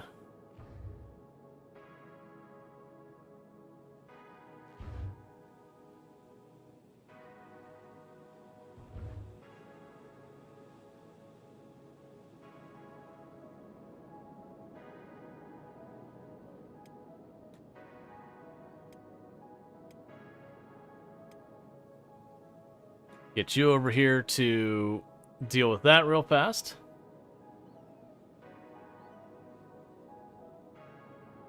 How is the storage for the meat going, by the way? Is that, like, super full?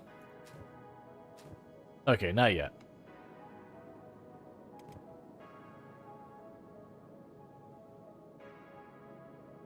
Alright.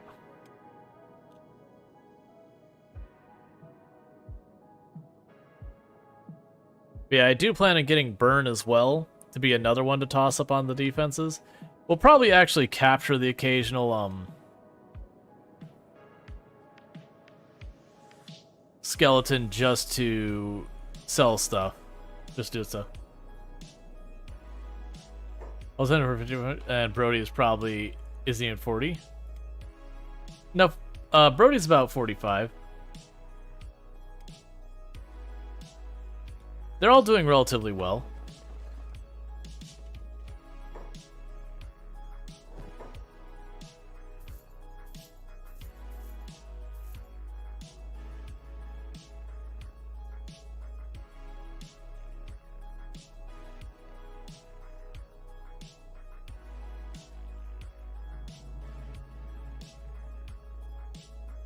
You can buy that armor for cheap. That's the armored rags. Sleeveless long coat.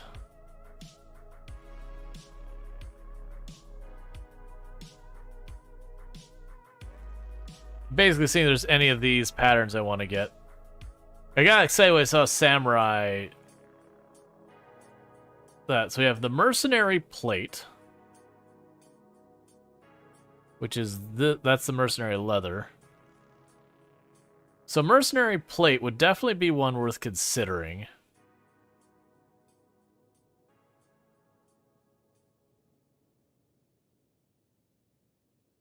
And as they have availability, they'll start working on that.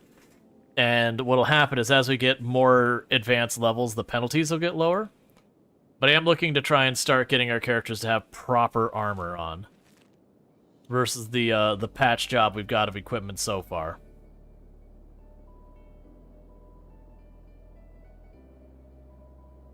We'll probably eventually move on to the samurai armor, but that's going to require us making moves on the United Cities, which I'm 100% on board with, because they also hate us. But, you know, it's kind of one problem at a time. Okay, why are you running real fast? What's chasing you? Nothing. So why did Brody get wrecked that much? Just got unlucky. That happens where you just get unlucky and you get 2 or 3 hard hits.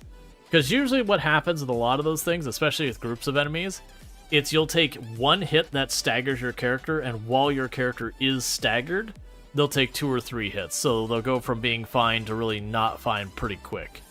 And the only thing you can do to mitigate that beyond just not getting staggered in the first place, i.e. more dodge and block, is to... What are we fighting right now? Oh, Dust Bandits, that's fine. Is to get more toughness as well as just better armor so that you take less damage from the hits. Which is one of the reasons why I'm putting the time to be like, oh, it's time for us to get more armor.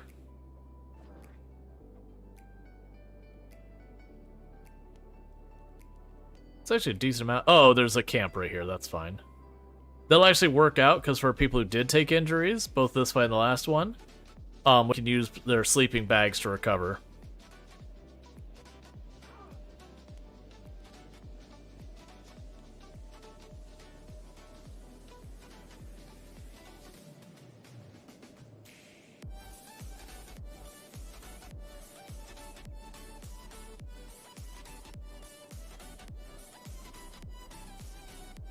The shooting speed Eonek has now is ridiculous. Like, Eonek can just stand there and just put bolt after bolt after bolt in a person so quickly. That some of the enemies have problems even reaching Eonek before they're already getting pretty shredded. Now, downside is we need to get Eonek using the bigger bolts pretty soon, because those little bolts don't do much damage.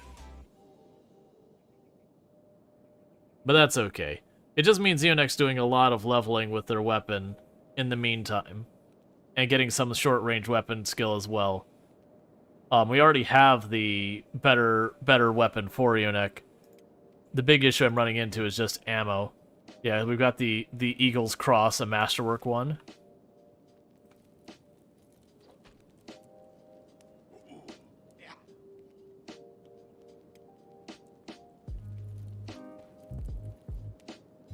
Right, let's have Eonek go check these bodies for the ones with the bolts.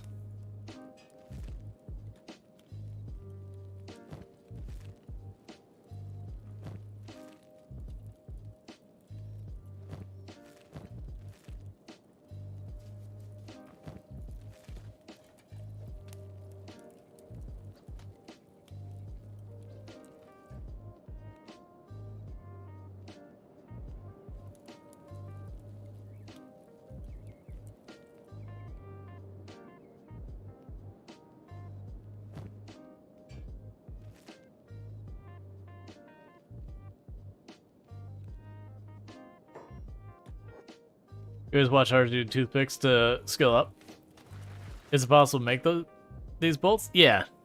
You just have to find the blueprint. Like, you get the blueprint for the toothpicks for free, but the bigger bolts you have to get the blueprints for crafting them, if I remember correctly.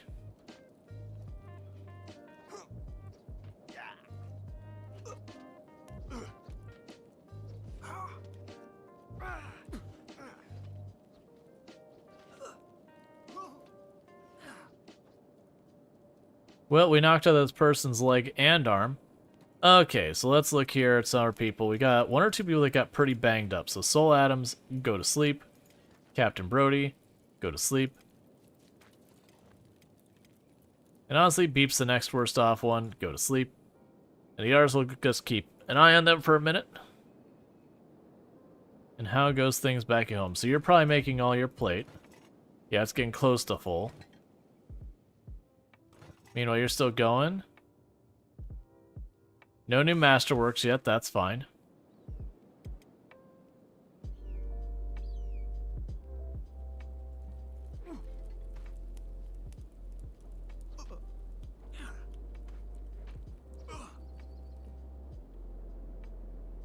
And a bunch of them keep getting up and getting wrecked. Alright, yeah, the other ones are fine. But yeah, we're just giving the others a chance to recover. Unfortunately, this does mean we're going to get, like, not so great recovery because we're just sleeping on these bags out in the open, which means they do give us more than just standing around, but not by much. Nowhere near as good as when we run back to base and get, like, 8 times recovery.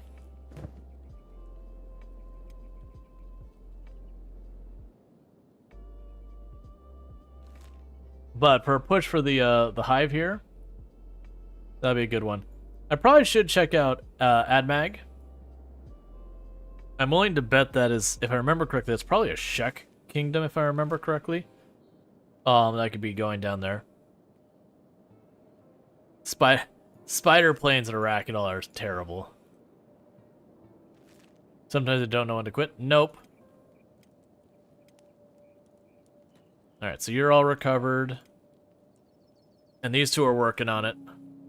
It's Soul Adam's gonna be the last one because it's just one of those things that they just got hit a couple times in the same spot. It's fine. Yeah, no, that's what I was thinking. Because I haven't spent that much time in this corner of the map. Like, way back I messed down in the Ashlands. Like, I've been down here to kill Bugmaster before. But that's usually all it is usually at that phase of the game, it's beeline to Bugmaster, you know, deal with Bugmaster, then leave, because that place of the map is absolutely awful. I've debated before, just like wondering if you could reasonably set up a base in Iraq, like, I don't mean reasonable and is actually reasonable. Like, if you could set up a base in Iraq and just put up a whole bunch of the harpoons and just shooting gallery and have endless supplies of everything. It's Iraq. A-R-A-C-H. So like arachnid. But it's a place on the map. Iraq.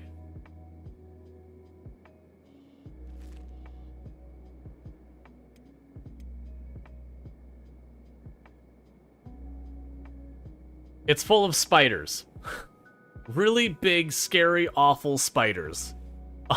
Is one of the worst places on the map. Like, literally, when you go there, there's the Watcher's Rim here and here. That, there's people who are like, we're going to die, and this is where we're gonna die.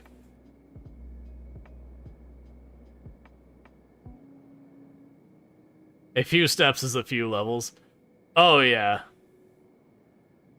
Yeah, and that's definitely one of those places that you go and just, it is a rough slog.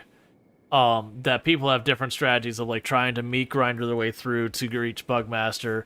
There's also people who the strategy is they make their people really fast, they run them in, trying to ditch as many of the spiders on the way in as possible, and then just survive whatever they drug with them into the Bugmaster's lair, and just stay downstairs and recover from all their injuries and like fight it out, and then just rest up till they're fully recovered, then confront Bugmaster. Alright, Captain Brewery is basically ready. It's going to be a little bit longer on Soul Atoms, that's fine.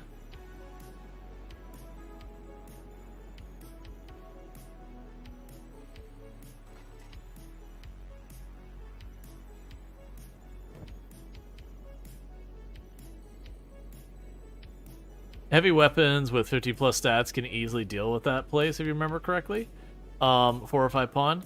So the thing is, it's just a meat grinder kind of thing. But yeah, that is kind of the way you approach a lot of stuff, is you get heavy weapons for like the big arc swings and all that. It's just kind of the issue of there's just so many enemies that they can just attrition you down.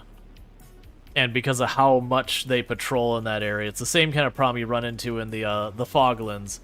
If you try and rest and it's not in like one of the cities or whatever, you just get really overwhelmed by the constant attacks. Alright, I think that'll be good enough for my taste. Okay, so let's get back on the move.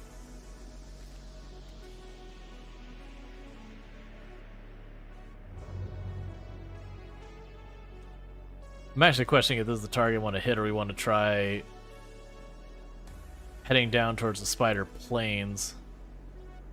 Let's switch. Because with the Mercenary Plate, that's not bad.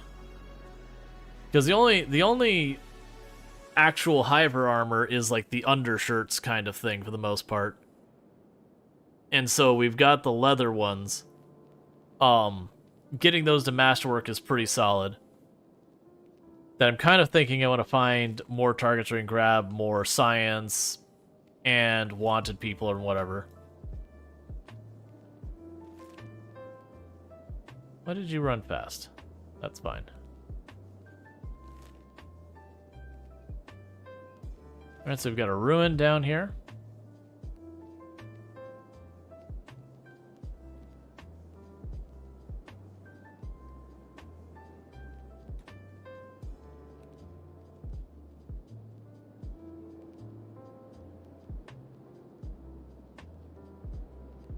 Alright, so this ruin is pretty much a bust. I'm not gonna worry about the rusty chainmail.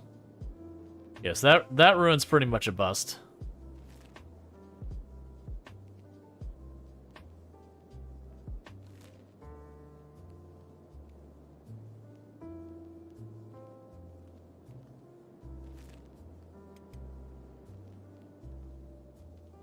Now, honestly, with this group as leveled as they are, we could turn our way up towards Cannibal Plains and wipe out everything but the Cannibal Master.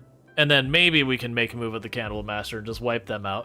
We haven't been just going out actively hunting the factions, like just random factions that haven't done anything against us so far. I mean, I guess technically the Western Hive But that wasn't fighting them, that was liberating their people held under control by the queen. That's what I'm going with. You 5-9, but shots 5-9. Another bit shot. I have what? Did you kill the queen yet? We have not killed the queen yet. We have only wiped out their far eastern hive. What I'm trying to do is I'm trying to get to the point of going, okay, well, let me go ahead and try and get some more science and research kind of stuff. And then you hit targets, anything that's come after us.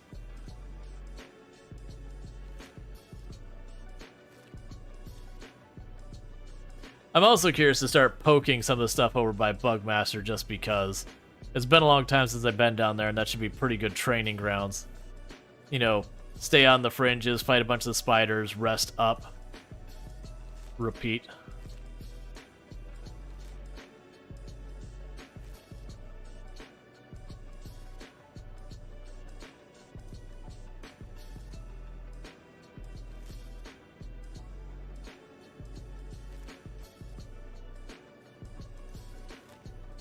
All right.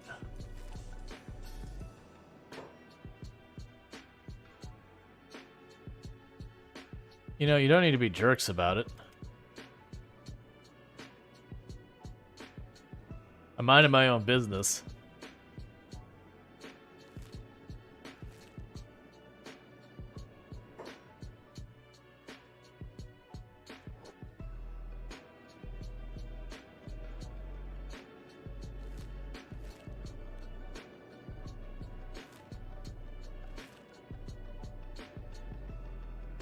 But that's fine. We could make a move on the Western Hive.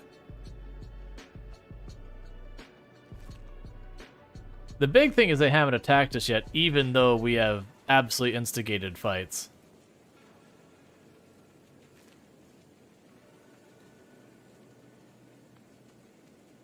All right.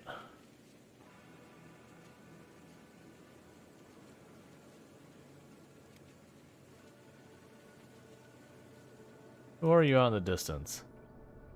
Crawl's Chosen. I don't remember who you are.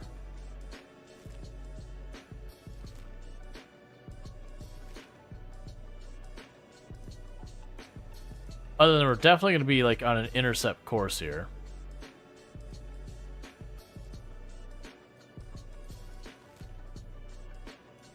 Discovered the last stand.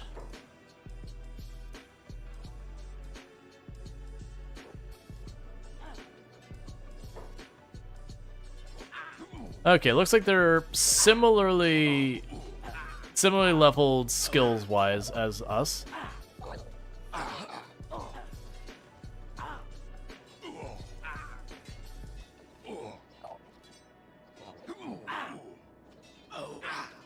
Crawl's chosen the racist check. I noticed that they're like, oh look, they have weapons. They want to, pretend to be warriors. It's like, I understand.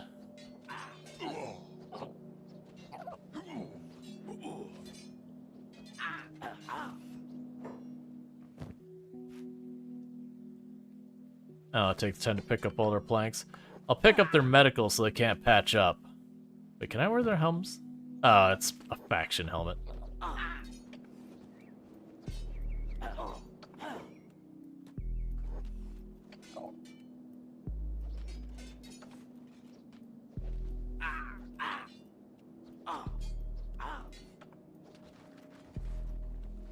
Okay.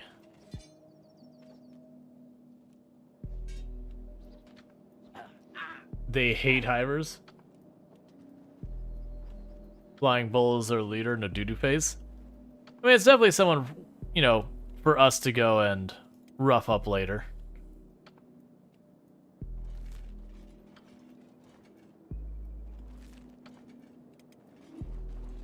He has a bounty? Yep. Oh yeah, there's a bunch of them that do. Of course, Rual's leg got pretty roughed up there. But yeah, so we're gonna probably see tougher enemies down in this corner. Check fighter and berserkers.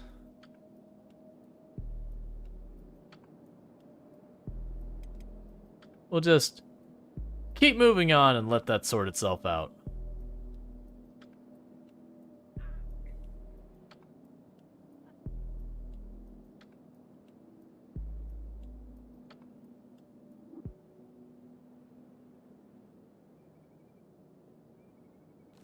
Alright. Yeah, I don't remember who the last dam belongs to. It's been a long time since I've been down in this corner of the map. That's part of the reason why when I was looking down, I was like, oh, you know what? I haven't been down here in forever. Most likely we're going to get pretty roughed up. And then I'll probably have to retreat. But, you know, worth exploring. It does suck that Rual got so beat up, so he's moving slow right now. That said, the prior court covers soon.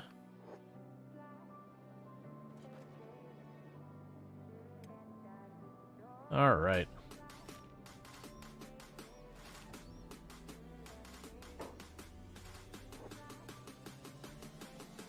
Shinobi Thieves, that's fine. So out of all the major vanilla factions, the Shek are the most reasonable that you can befriend. Yeah, those are what we're worried about, the skin spiders.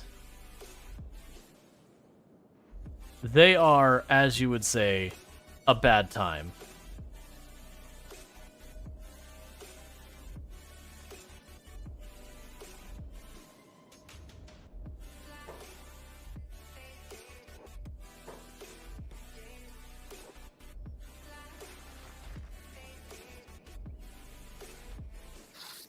Like, they're decently tough without being really, really tough. It's just they keep coming and coming and coming is kind of what makes them rough, is you'll keep getting more and more groups, and so even when they score only the occasional hit, those occasional hits will add up to your characters being properly worn down.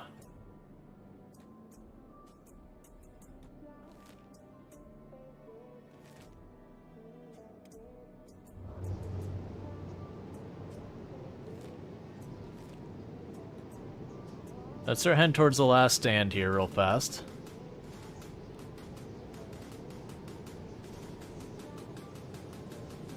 Because then maybe we could just use the spiders for training. So home team can keep supplying a bunch of materials and all that. We do like our training montage against the spiders. And just work with, hey, beat buddy. Buddy?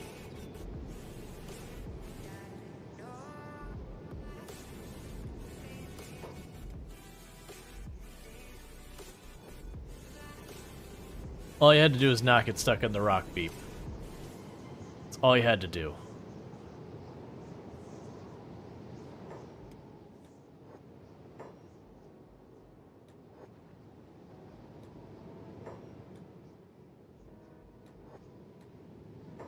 Said put them down.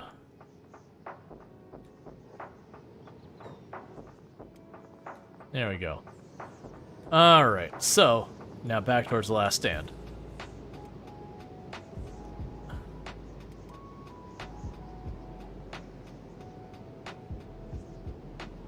Yeah, no, I can see that, Cookie.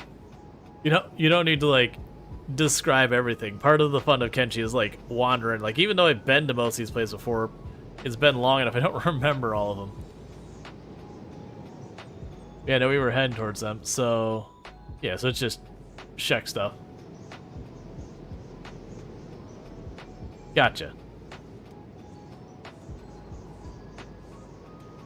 Let's go to the bar to drop off some of this stuff.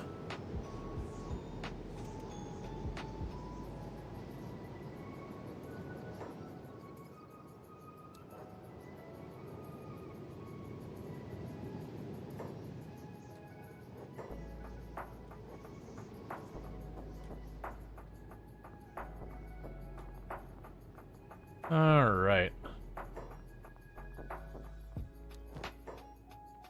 So you can pop in here.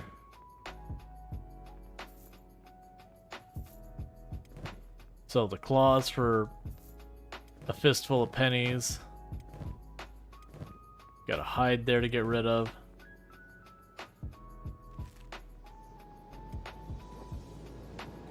All right.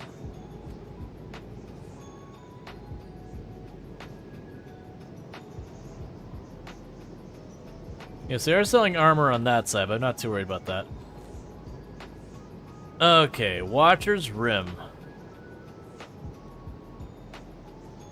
You're currently living in Nadmag at the moment? Nice. I haven't done too many runs where I live in a city for any real length of time. Usually when I've done it, I'll like very temporarily make up holding either in like the hub just because where you start, or I've, you know, set up in Flat Lagoon a good couple times as well. But it's usually just in that interim before I want to start setting up any actual base or whatever. And the primary reason for that is if I'm traveling, I have to buy my food constantly, which isn't the end of the world, but early game it can get pretty annoying.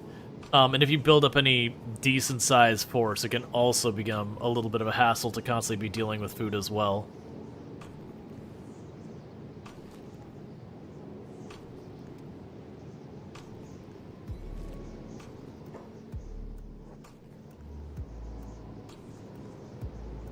There's another group of crawls chosen.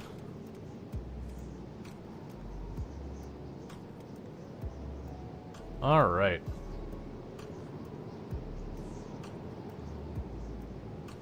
So, like, Bugmaster's among the toughest enemies. Like, Atuna's the straight-up toughest one. Bugmaster's pretty awful. The Southern Hive Queen is pretty bad, mostly because of just going into her base and trying to fight her is just slogging through everything and everyone. The Southern Hive is deceptively dangerous. Now, like, you'll fight some of the parties out and about and be like, oh, they're not so bad. And then you try and go inside there and just like, oh, this is terrible.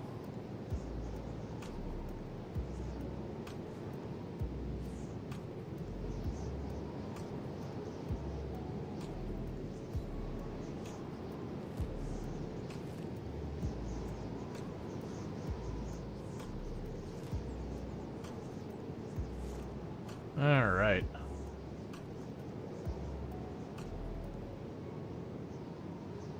Ratch is such a dreary and ugly place. Yup. And it's full of spiders. Well, spider-like things. They call them spiders, but they only have 4 legs.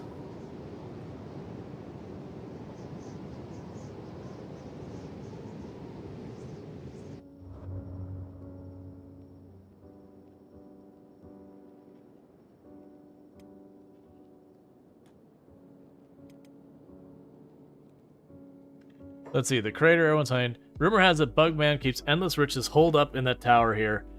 Enough to buy every city in the Outlands.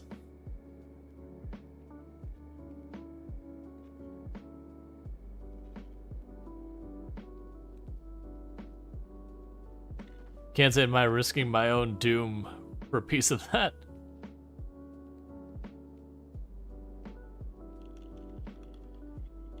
I don't even remember what loot... I know Bugmaster, I think he had something worthwhile. Oh, we're already in a Ratch.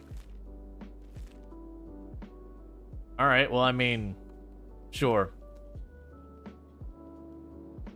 I just saw the stand out of the distance, and I thought that was the watchtower over there.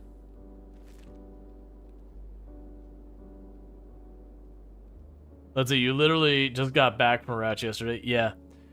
I know in one run past, I went... and it was somewhere in here, I put down a, just like one building, like the tiny little building. I just tossed a couple beds in. Like, I brought all the materials with me and just set it up entirely for that, which is not a bad move. You just bring all the food you can, roll in, set down your little building, have someplace you can heal up quickly.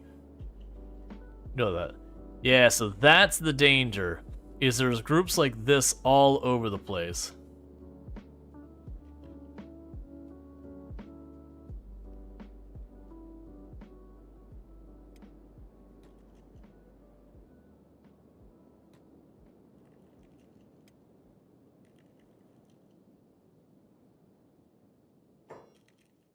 As immediately noted by the fact that it's about to get myself sandwiched between 2 of them.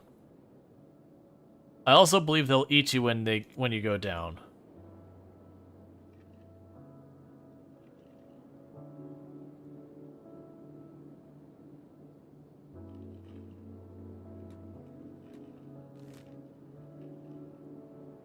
You know, I say his layers around here.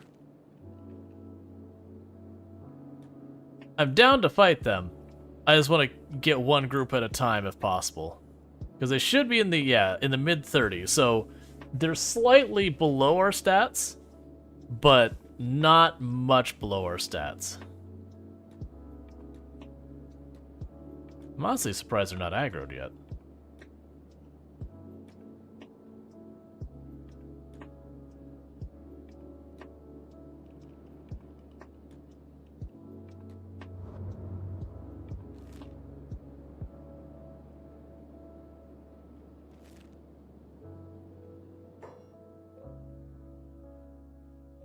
Get the one that's by itself. It's vulnerable.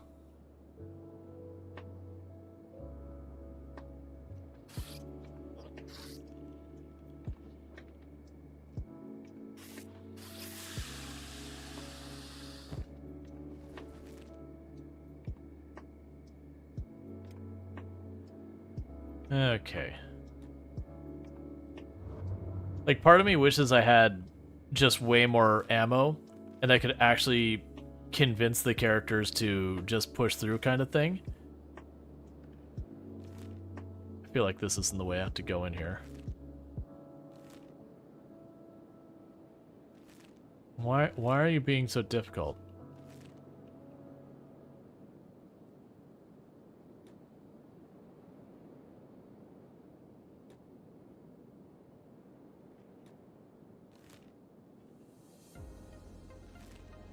I just want you to path anywhere in here. Like, I'm not being picky. Literally path someplace. There we go. We can fight with the pathing, like how to actually get in later. Because I'm half tempted to just cheese Bugmaster as best we can. Discovered an outpost, yes, so...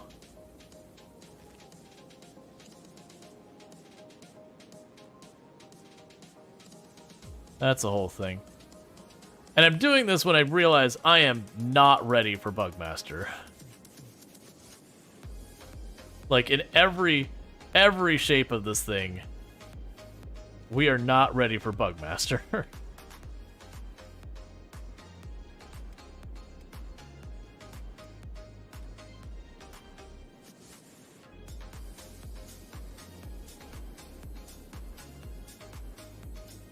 But that's okay.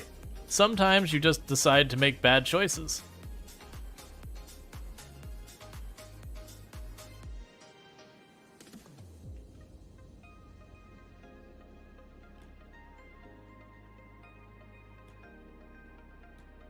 I did notice they decided to have the spiders not give you any food. So you basically have to last on what you've got on you. Which is fine, but also feels kind of cheeky. Oh, who's fighting over here? Oh, yeah. Yeah, you 2-3 bounty hunters. Yeah, you're not gonna make it through that, friends. You might make bad choices a lot. Sometimes you have to.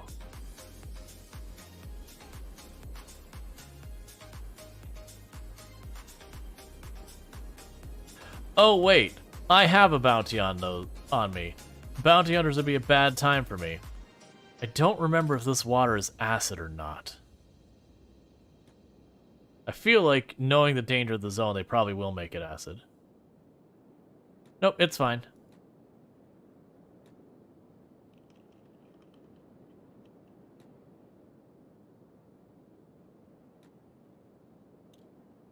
Take a sip.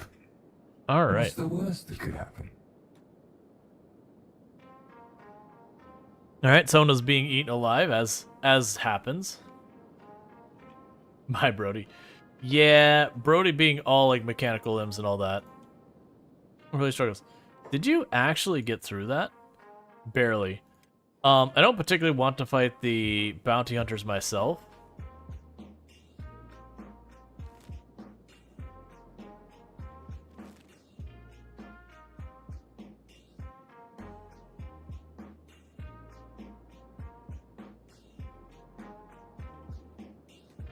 You're just gonna chill in the water for a minute.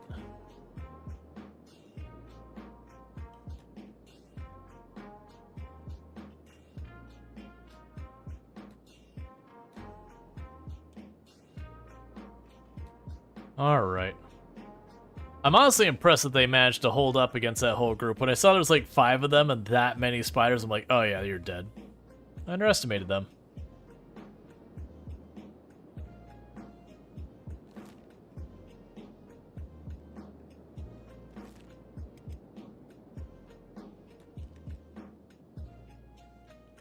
Oh, can I just not get up here? I guess not.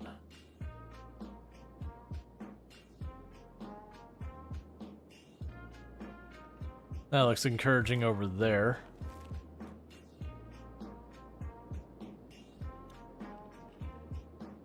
Sorry, Brody. You have yourself a good one. We'll catch you when you get here.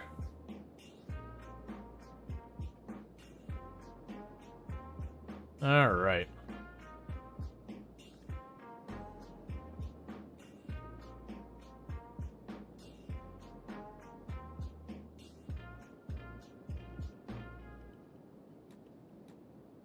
Okay, so get to a little bit of land over here. Let everyone group back up.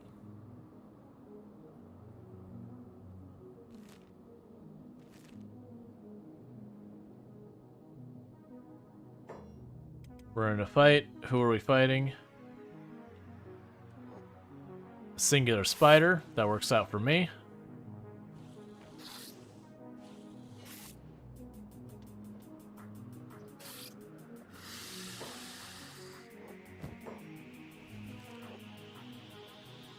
Okay.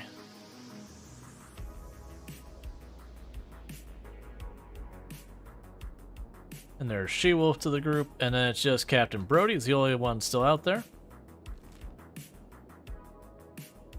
Yeah, I think that might be Bugmaster. I can't remember. It's somewhere in the middle here. Is Bugmaster's lair.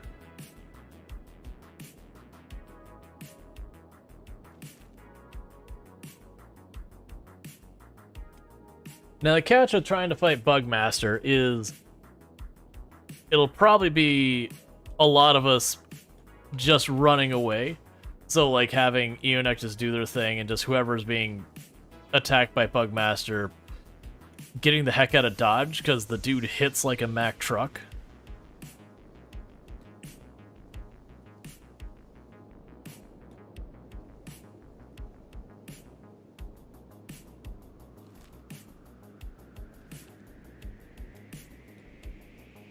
Which, of course, then we're going to let him, we're going to take him back to the shack and turn him in. Be like, what? Just casually cashing in, I think he's 100,000?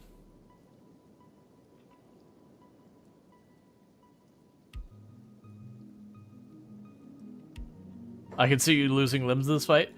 Oh, yeah.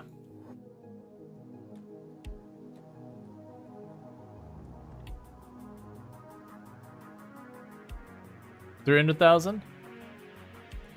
Yeah, and this is gonna be a lot of just cheesing when he goes to run it, attack someone, taking whoever he's going after and having them run the heck away. I think he also has a group of guards we're gonna have to manage to pull out of there. Am I just gonna get to walk right in here? This feels weird.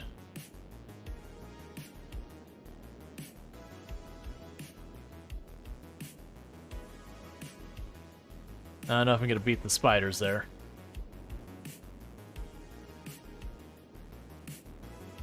What I might be able to do is I might be able to tuck behind the building, let the spiders pass.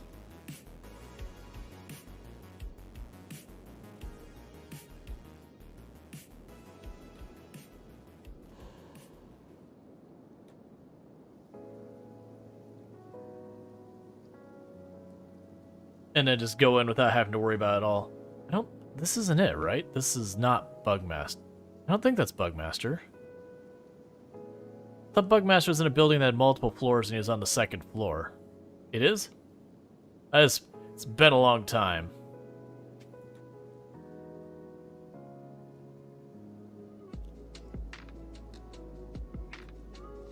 Just keep inching back there. No. Don't see me. Let's be cool. It's just one. Okay. Lost interest.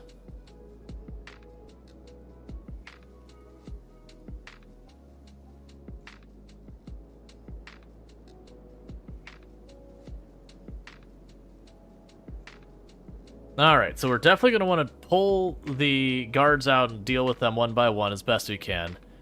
And do not, for the love of everything, engage Bugmaster until, like, it's just us and Bugmaster. And then it will be a lot of microing our people to just try and not get absolutely wrecked. This is a fight I should not be taking, by the way. Not in any stretch. I should not be here. As determined by the screams out in the distance. Oh, for the love of everything, get up that ramp. Get up the ramp, get up the ramp, get up the ramp, please.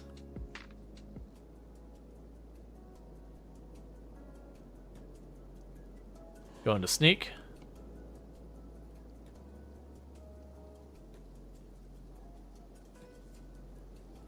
Alright, so this is going to be slow and messy. So take everyone back off sneak.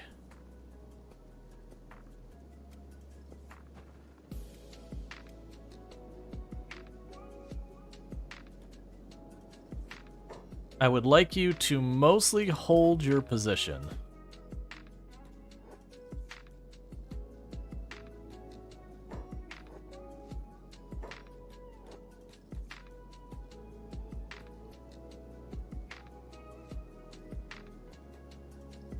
No, don't.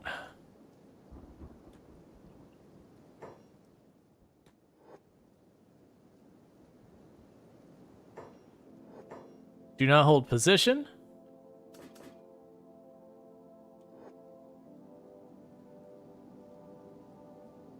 And do not run into that building.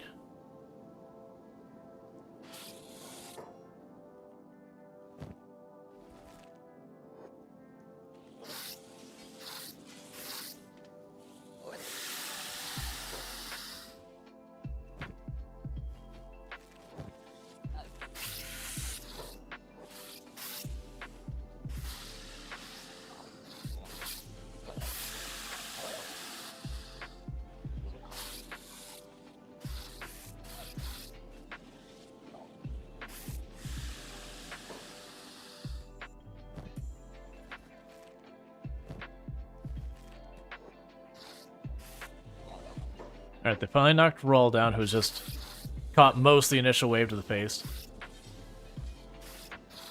Alright.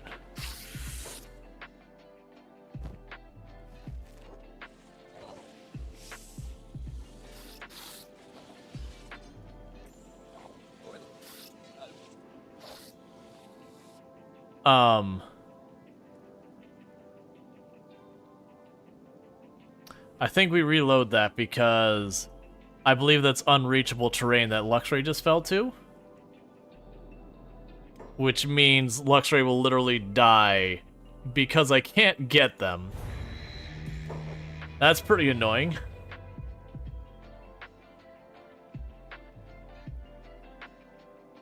Because I'm pretty sure anyone who falls down there... Oh, you know what? That may have been... No, actually, Luxray is all the way down here. I was going to say, if it's down here, we could reach that. That's fixable with a reload with reset squad position, assuming the rest of the fight went well. The problem is if I do the squad reset position, is it will teleport my people from base up here as well.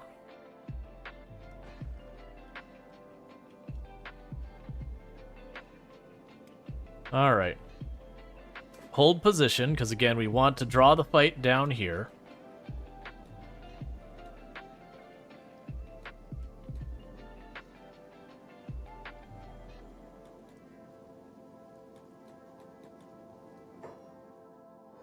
Wait for it. Wait for it. Stop holding.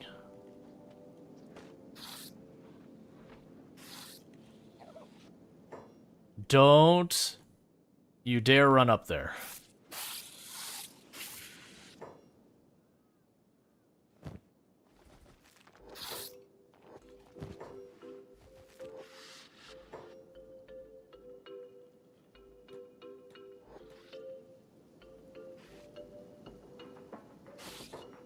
Beep, please, buddy.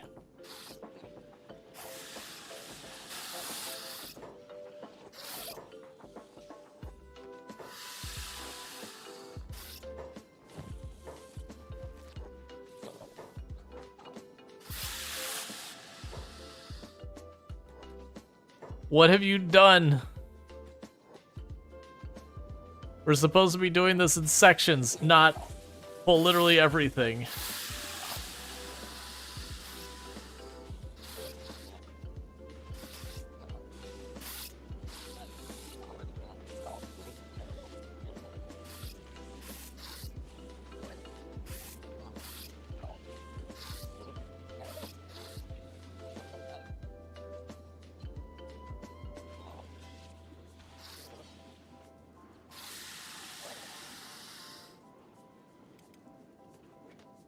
So She-Wolf lost their leg.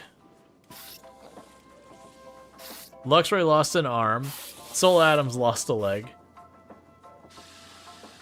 Yeah, so that was a bad pull there. That's where, again, I do really wish there was a mechanic to the game that you'd say, hey, don't... Yeah, but it's going to be a reload because we're going to go down and have everyone out because they pulled the entire room all at one go. How is She-Wolf managing to hang in there at all? Because when they're done, they're probably going to eat us.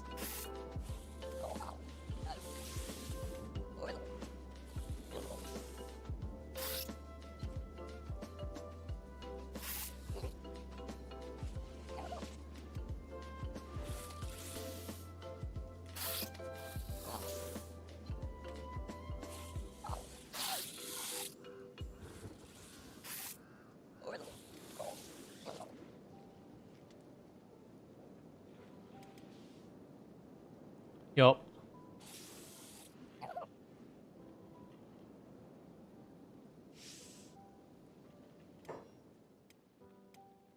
So that's what we're trying to avoid. That's the reason I was like, don't run in. I really wish there was some leashing mechanic where you say don't move more than this distance from this person, so that they could move just a little bit, so they wouldn't just stand there and take hits to the face and do nothing about it. But not like you saw where they ran in, aggroed absolutely everything, and ran back out. Like, I really wish there was a medium ground there where you can kind of go, hey, I want to not have everyone go in here. So I'm looking to just aggro a couple. Draw them out.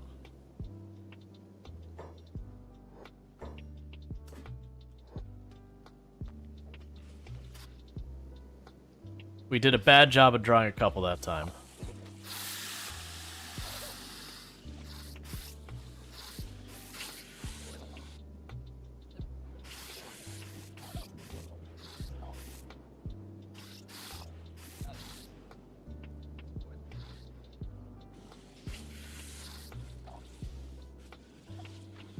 Considering we're getting absolutely slaughtered right now.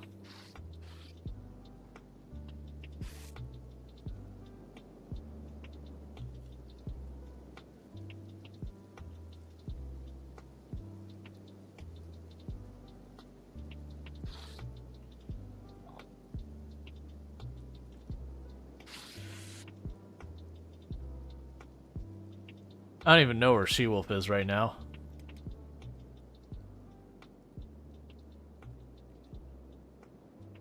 Alright. She-Wolf's glitched.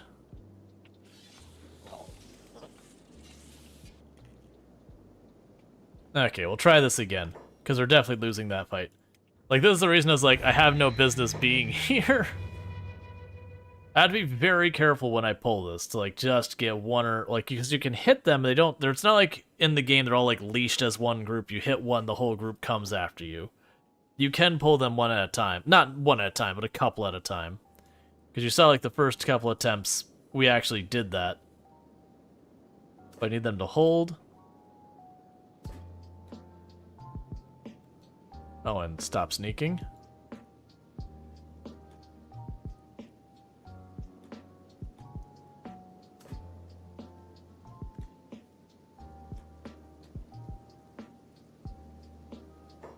Cool. Let him get in there. Deal with these first 3. And make sure they stay dead.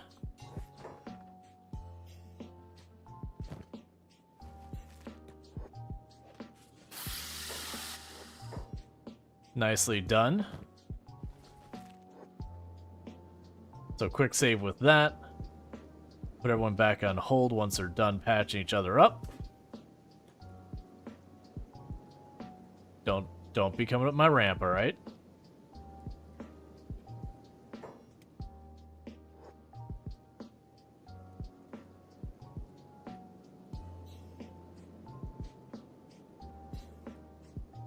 It's perfect. It's exactly what I want to see. Where's She-Wolf? Why are you down here?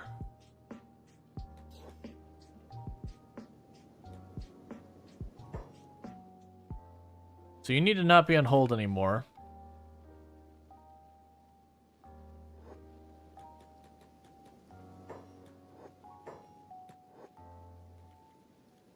You just defend yourself. You're on hold position, defend yourself. And I blinked and they ran up the ramp. Literally inside. So, cool.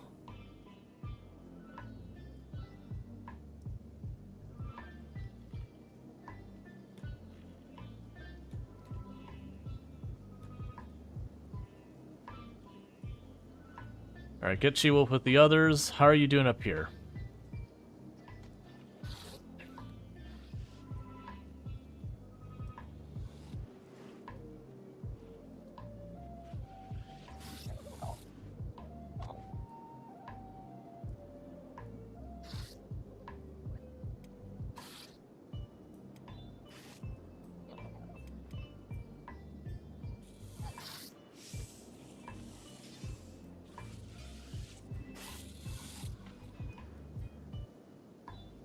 No, don't run inside.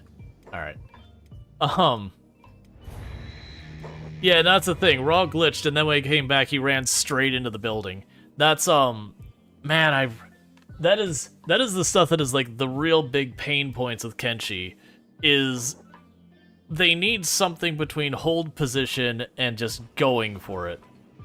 So She-Wolf is down below? No, She-Wolf's up here. Yeah, so we're glitching. So what's happening is some of our characters are glitching and falling through the floor, and that's one big problem.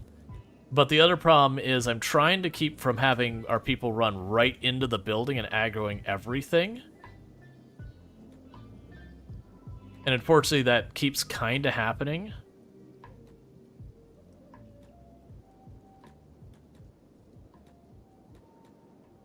There you go. Made a friend, bring him back. Wait. Alright. Get back over there. So it's your turn, Lux, ready to grab some stuff.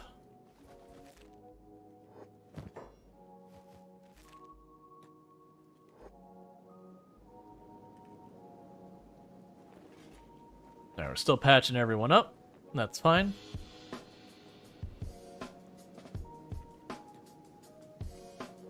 Okay, so put everyone in hold position again.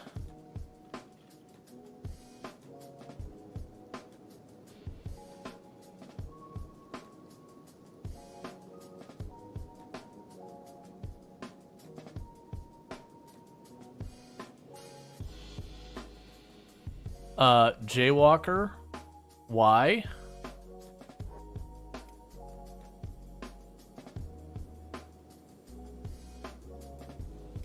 Okay.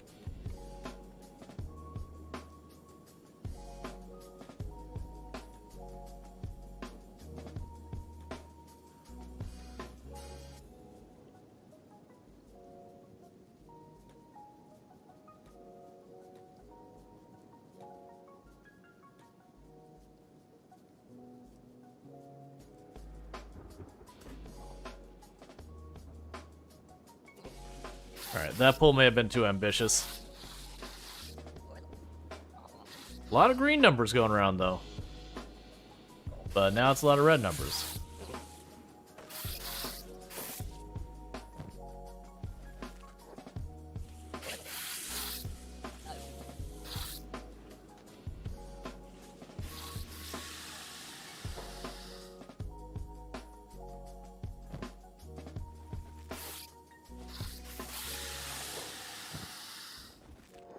Okay, so good news was, well, they did a lot of damage to us. We did a lot of damage to them simultaneously.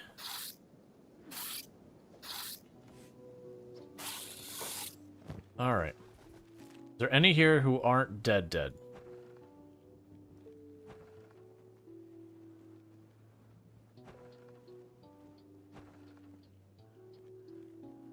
Okay, you're not dead. You're pretending.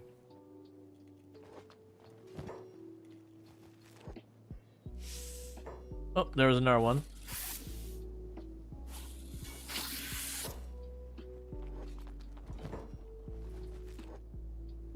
Okay, so we actually got through that relatively okay. And apparently Ionek fell off the ledge, just like that keeps happening. Alright. So, things are getting a lot better. We are getting pretty roughed up. People are getting pretty weakened. I don't think anyone's lost a limb this time. We do have some pretty banged up limbs. But I think we got everything that was in the bottom room.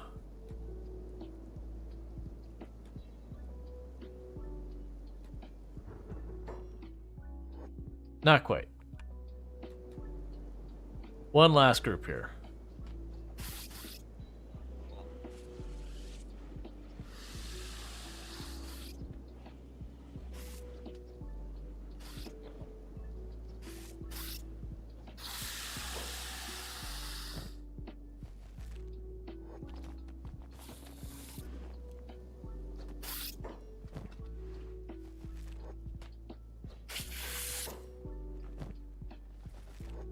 Alright.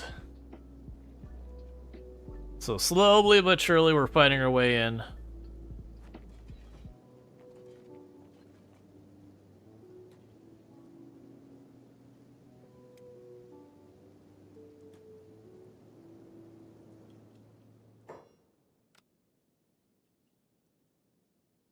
And there's Bugmaster, who is a 91, 103, yeah, only 100,000 bounty.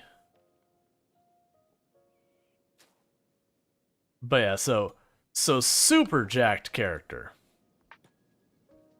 I wish I brought sleeping bags.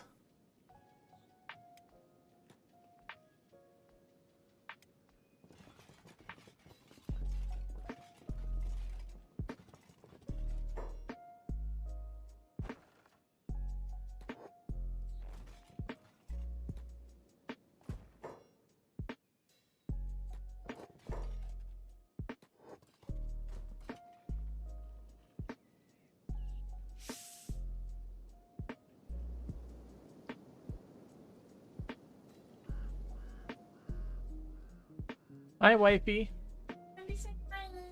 And you said hi.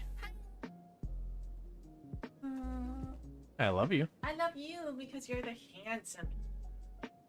Eh. You're the handsomest man in this whole house. I'm also the least handsome man in this whole house. Yeah. That's the way it works when you have a sample size of 1. Daywalker, Hakalari Star. Has Pankraru been here tonight? No. I saw the clip you sent me, Mm-hmm. and whenever Pankraru shows up, hi, Seventeen Cooking. If/when Pankraru shows up, say that I really appreciated it and I really liked it. I'll let them know. Okay. Bye, everyone. It was just yesterday while it was her birthday, after she went to sleep, you know, I hung out on Pankraru's channel for a little while and mentioned it was, you know, it was Pang's birthday. And they had like a whole birthday thing with a kazoo and everything. It was a lot of fun. Why are you all standing awkwardly over Kirla's banging on that? Oh, do we have any of the armor made yet? Still almost nothing but specialists. That's fine. Strider will get there. All right, so we got our troublemaker group in here. So what I should do is I should let them recover. The big problem we have right now with that is I didn't really bring sleeping bags. So I am going to do a quick save, and we're going to make the terrible decision that should not be made which is that I'm going to run everyone over here and just let stuff kick off. Soul Atoms, you're not going to be able to dodge anything. Are you just going to ignore me? Well, you know what I'm going to do? I'm going to take your cooked vegetables. What do you think about that? That's right, Bugmaster.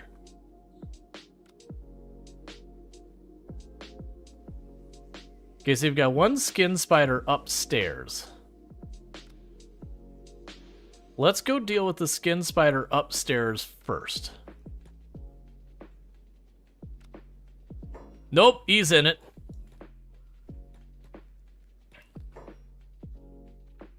Where's Enoch? Why are you outside the building now? Why is Kenshi so cursed all the time?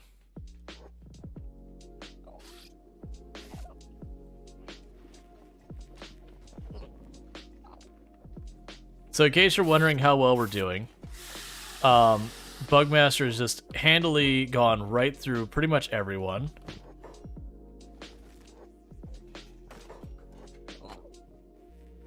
And has yet to take a hit.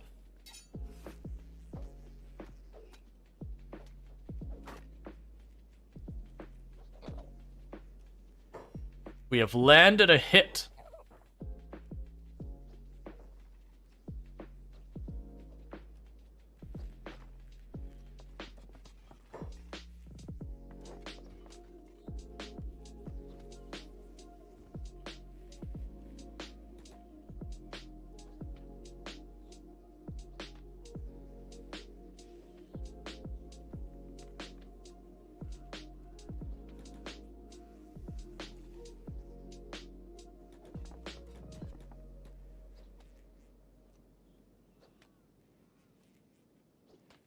I hope we have a lot of toothpicks. Is anyone direly going to die here? No. Where's Cap going? They're running away because both their arms are currently broken, so they can't do anything.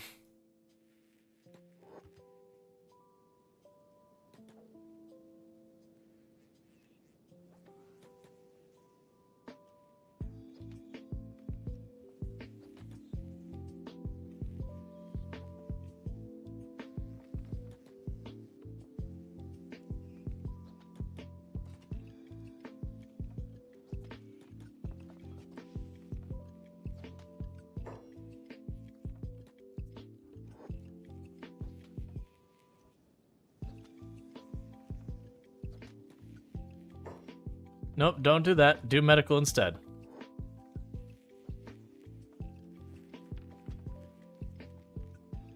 Anyone want cheese? I mean, this is just how you use crossbows. I am using crossbows as intended and designed. It's not my fault if that's just the way it is. This is Kenshi. Like, I'm not even using an overpowered crossbow. I'm using a toothpicker.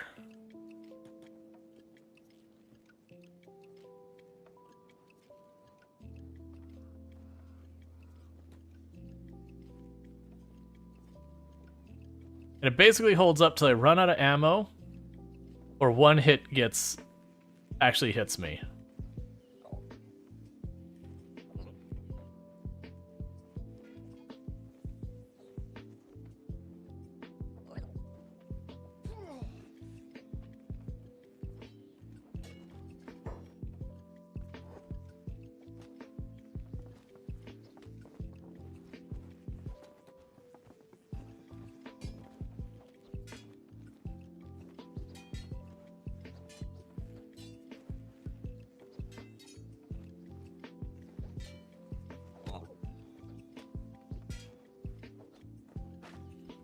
Alright, we have to reload because Beep just died. He rolled in and was like, Beep, no. And that was just the end of Beep. Which is one of the dangers of Hivers, is you can never give them particularly great head armor. And so they do just kind of get their skulls caved in.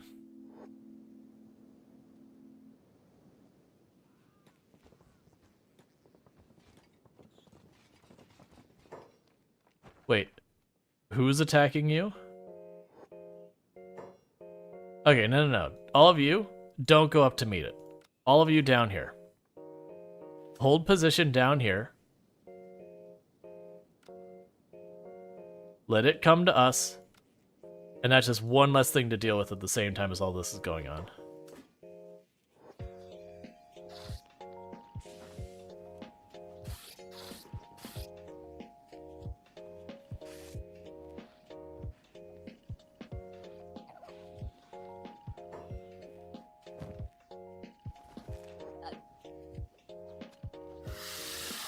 I do.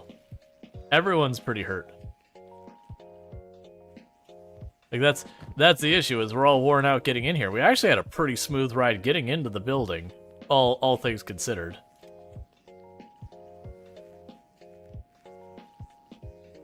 That's part of me wants to like wait and let them start recovering, but without the beds, that's really slow.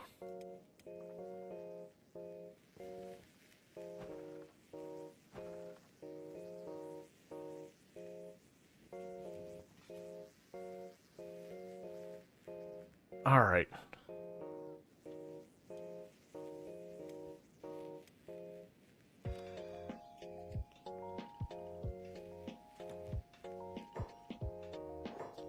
Okay, so he is coming downstairs.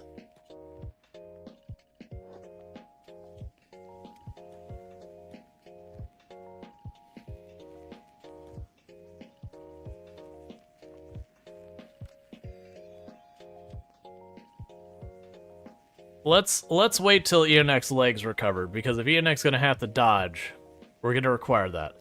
So we are just gonna kind of hold the fort there for a minute. Why are you all just hovering?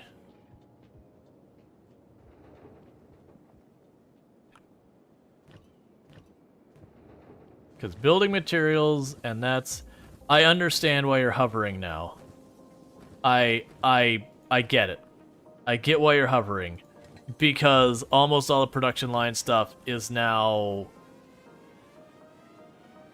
like completely backlogged. Okay.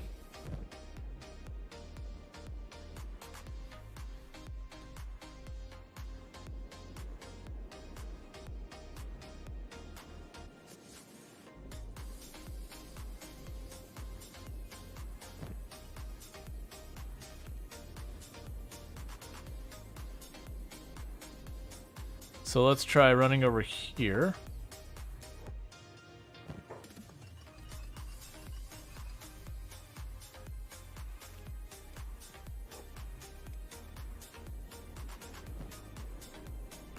I'll grab 2 of them real fast to do a trip to sell liquor, I think. Or you know what'd be a better way? Never mind. Go back to work, do whatever the heck you want. Yeah, drop this off. We could... Instead, you can make it so you have a shop in your town. Do you now have a trader backpack? I believe some of the others have the trader backpacks. Yeah, we have a medium backpack there.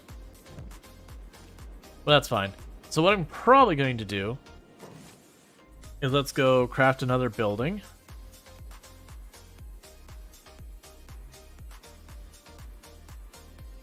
Can I actually just build that in the water? Is that's just gonna be fine?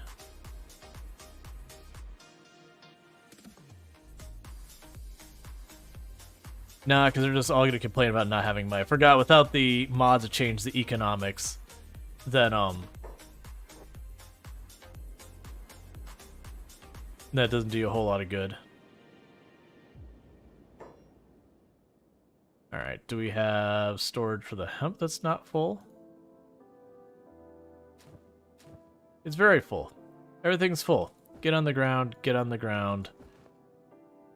And then go here and grab the rum.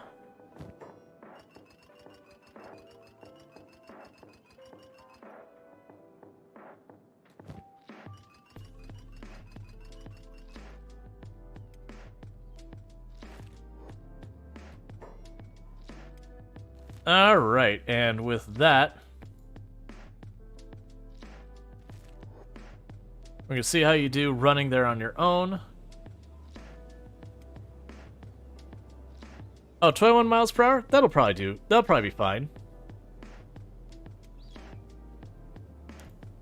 Alright. So what we're doing while we wait for this party to recover. He's gonna effectively take in Bugmaster's home. The big thing I'm kind of wondering is if I put everyone on taunted defensive, if they'll just keep Bugmaster tied up long enough for this to work. Because we should have several hundred shots that we can get out between all of these bolts. And just work on that.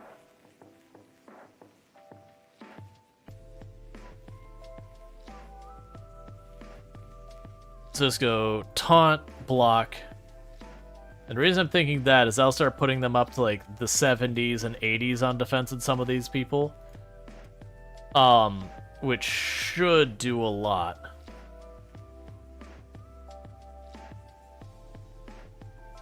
Oh yeah, no, Ian, I could probably solo it. But it's also a good opportunity to gain a bunch of toughness and such.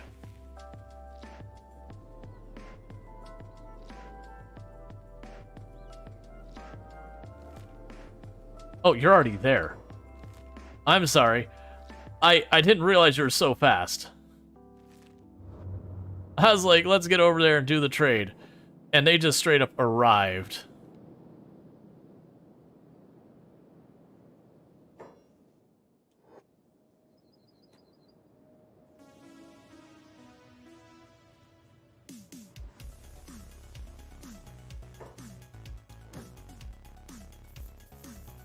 Have a bunch of rum.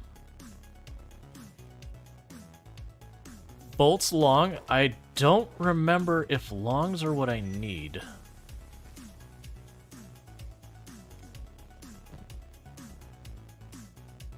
It is. Alright, so we just got ourselves a new priority for our people to work on. Because we can now make the bolts for the better equipment.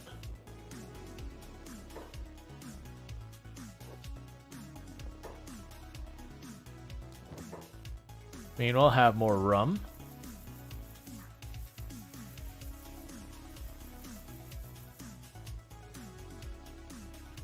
Advanced harpoon, cannot learn this yet. And furniture, basic furniture, advanced outpost blueprints. Requires harpoon turrets Mark II. So I'm going to grab that and run you back home. And then meanwhile, we're going to go back home because we stopped our bolt production. And now it's time to pick it back up for longs. And repeat that. And it says you're out of resources. What do you need to make these? Steel bars. We have steel bars. There we go. That'll get some production up and running again. Meanwhile, who else is just standing around that we could assign to... What are you doing? You're aimless. Make steel.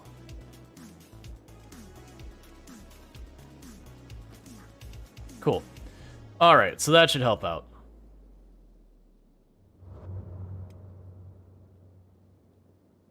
Yeah, the big thing about Eonek right now is they've got a movement speed penalty. So we're just waiting till that, actually, you no longer do have a move... Wait.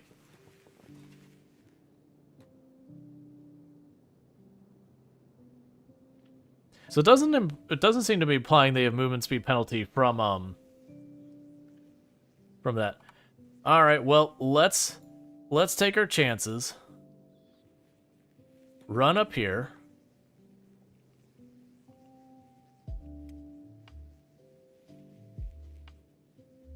The plan is straightforward. Just Eonek start firing. And the big thing is I'm going to try and approach this. There's definitely an argument to be made for them being on attack or defense. You know what, let's not block, let's not taunt. Because I don't think it matters too much. Oh crap.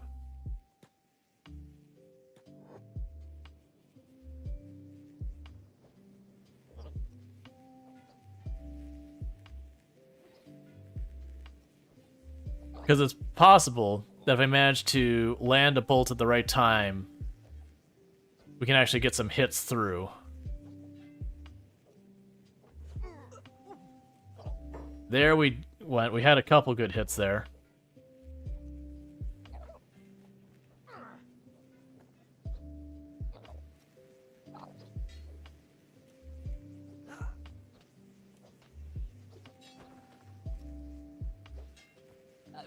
And he's got a bleeding injury now.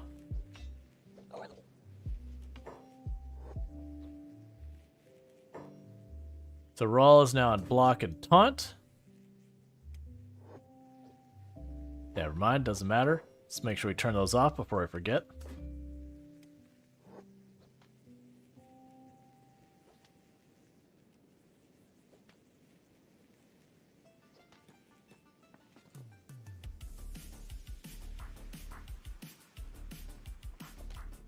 Oh, that's not what you want. Stop staggering.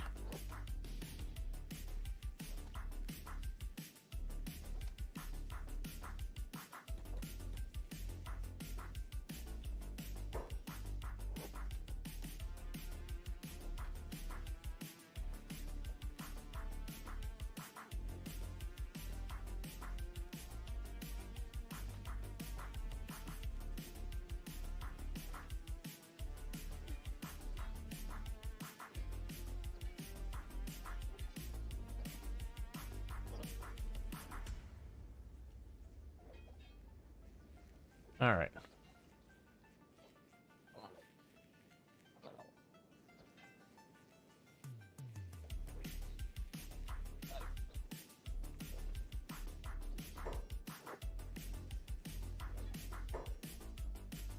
All right, so Beat Buddy, you got a pretty bad hit on you already, so you start doing medical.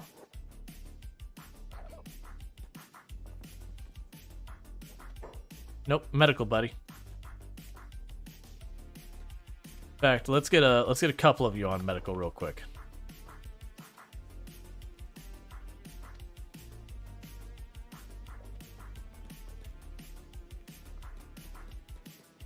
Come on.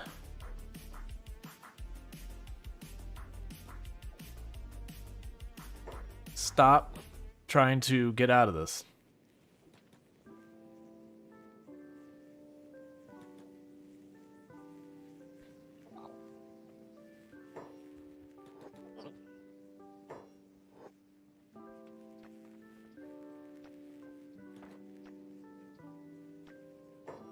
Why do you keep disengaging?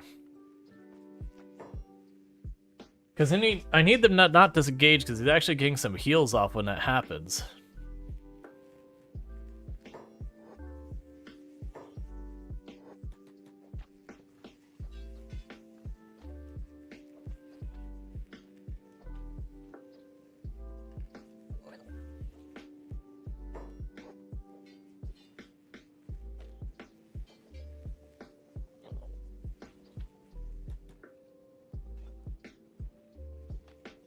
All right.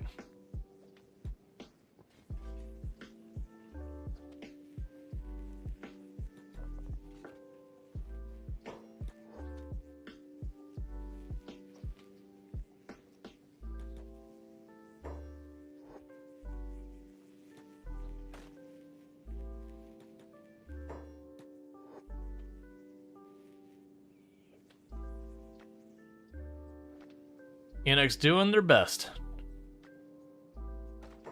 You're all patched up? Okay.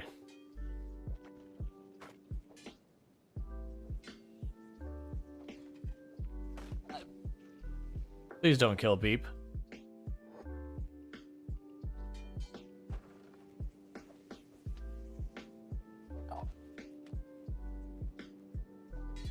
Beep, it's time to sleep, buddy. Your heroic efforts are heroic, but also go to sleep before you die.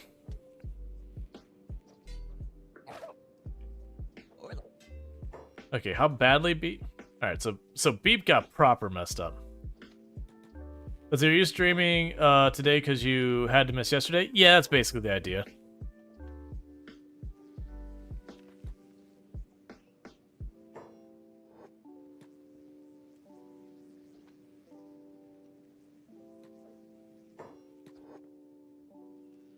Yeah, so it's whenever I'm disengaging to reposition, he's like de-aggroing and trying to bandage himself real fast.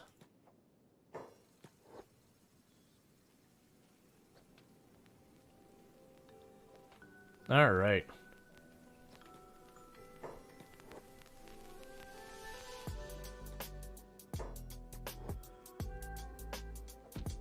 Oh, that's not what I want. Stop. Stop. Stop staggering. I need you to move, Eunuch.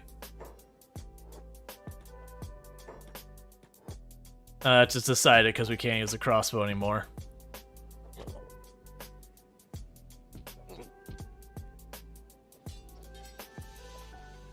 So unless Eunuch pulled up, yeah. Yeah, but now he's just gonna bandage up. Let's so we actually had it going pretty far. I do think literally the others are just getting in the way. They're not really contributing anything. Like, they got a bunch of hits in there. I mean, I don't know.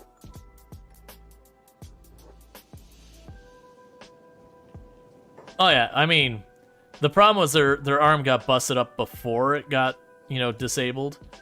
So it wouldn't have mattered. Because regardless of what happened from there, Eunuch wasn't going to be able to contribute anything to the fight after that, because they couldn't use a crossbow one-handed.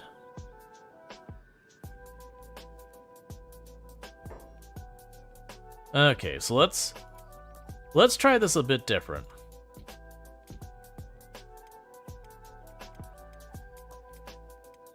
Let's have all of you, your block taunt. I'm going to have you wait downstairs.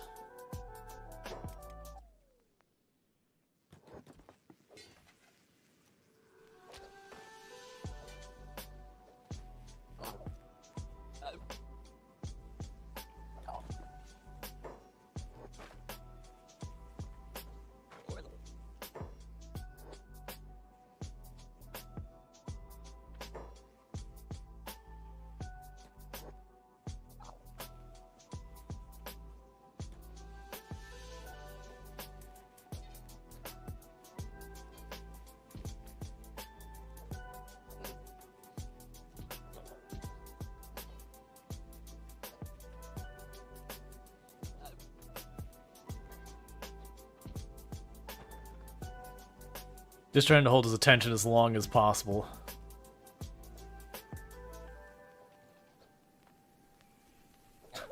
I'm pretty sure Eunuch just hit Soul Atoms.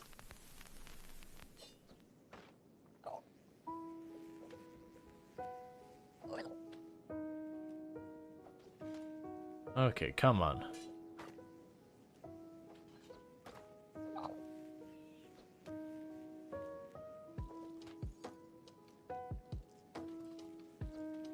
But if only we did this after getting the better bolts available.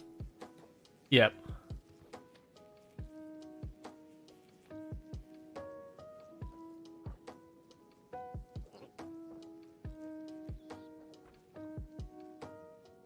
No, don't do that. Shoot him. Don't let him bandage.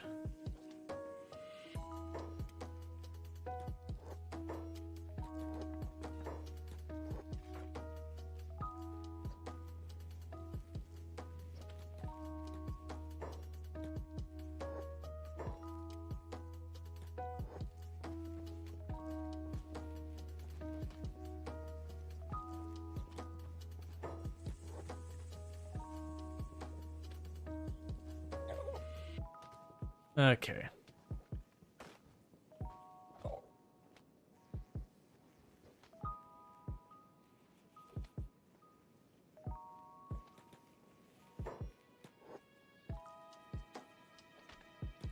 That's annoying. Stop bandaging. Oh man, he already almost did all of it.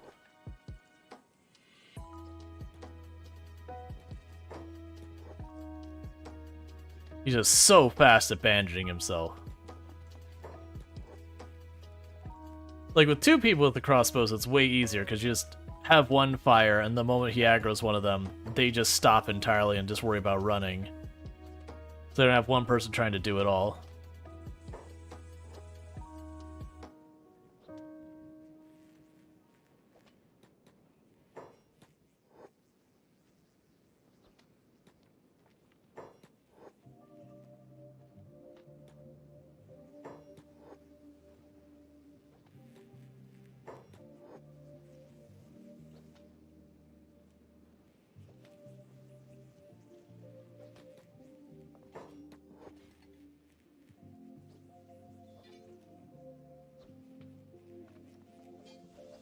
Okay. Beep is down and missing another limb.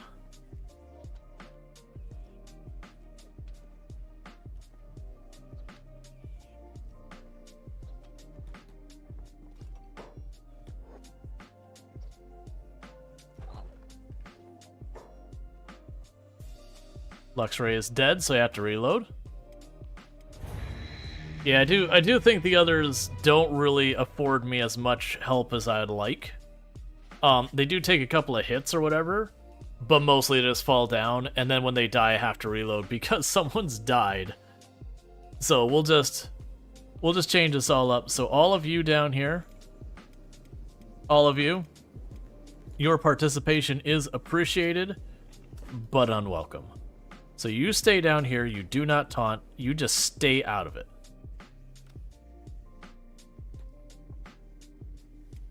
This is a fight between Bugmaster and Eonek.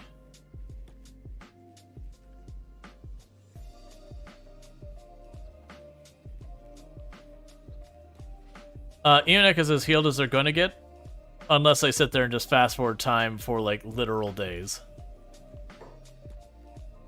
But the leg injury isn't penalizing our movement from what I checked.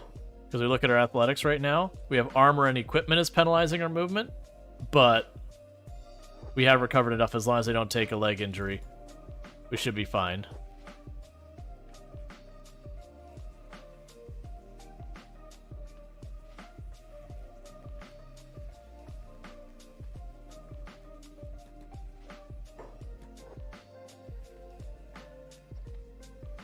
All right.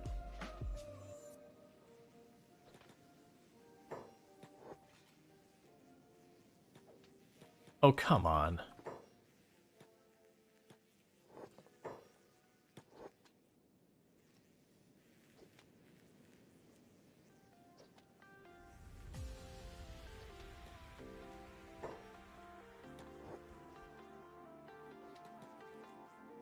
Yep. Almost one tap to chest. Yep.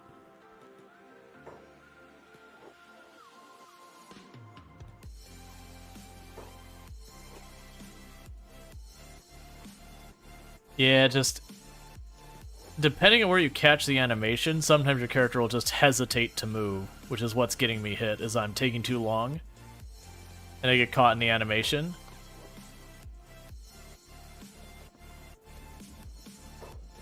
Don't.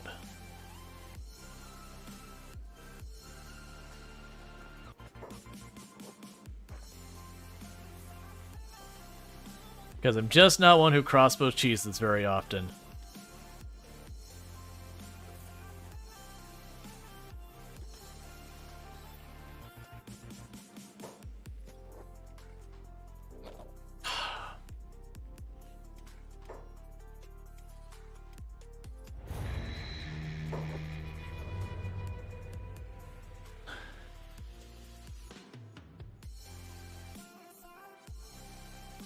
I don't even know what I'm looking at right now. There we go.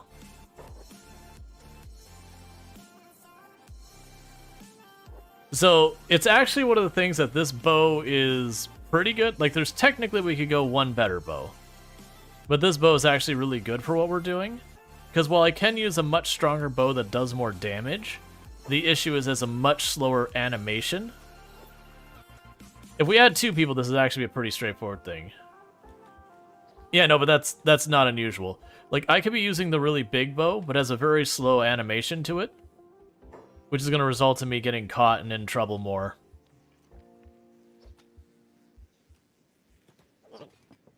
I'm so tired. That animation taking so long to kick off.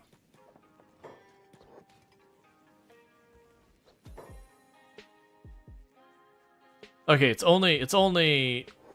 Alright.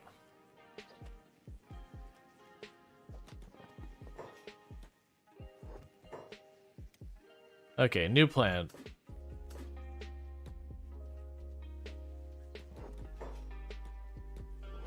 Oh, right, everyone's following Rual. Okay, hold passive, go down. Rual will be the last one to go up. Actually, Luxray, I believe, is the one. Here. She will be first. Hold passive, you attack them to buy Eonek a little bit of time to patch up that leg.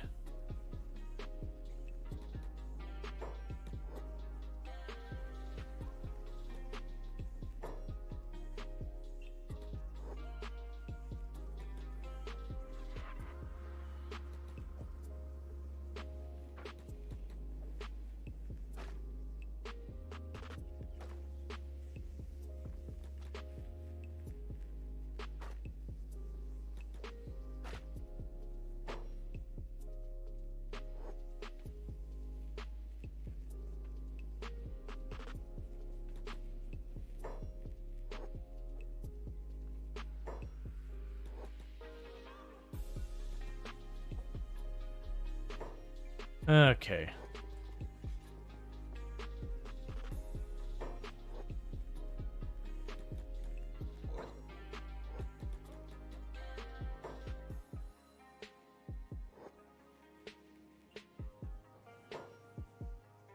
Patch yourself up real fast while Yunek does their thing.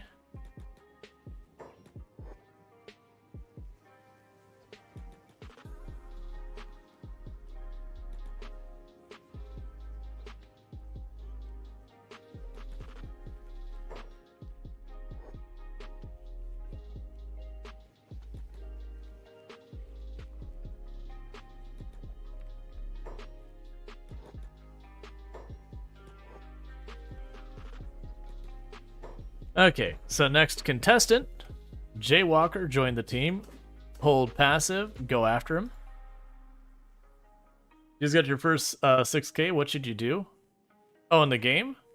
I mean, whatever you want. It's a sandbox, that's the thing. My answer to you is going to vary, like, on what you want to do. Everyone will have different opinions on, like, what the correct thing to do is, that kind of stuff.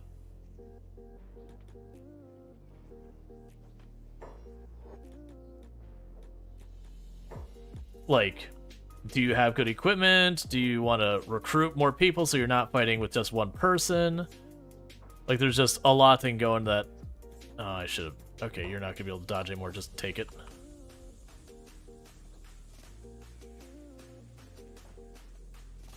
But yeah, it's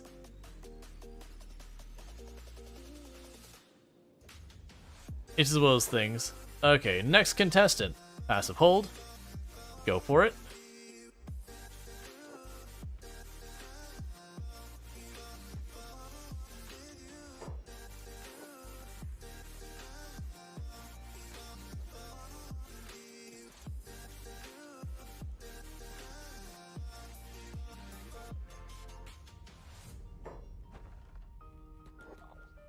Too slow on all of that.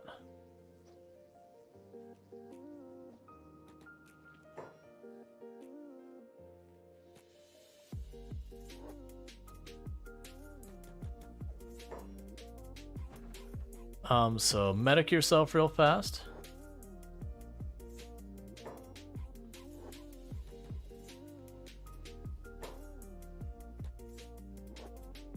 All right.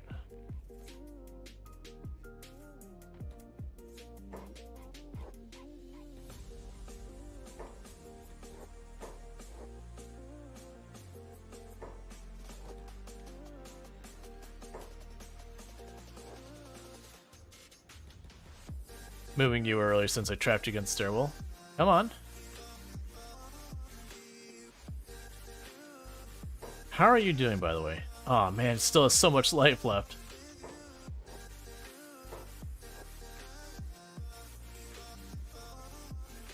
Alright.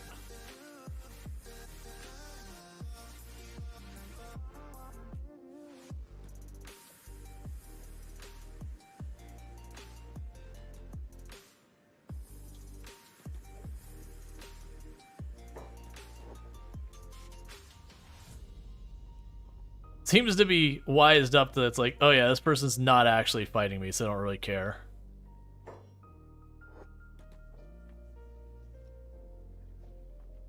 Alright.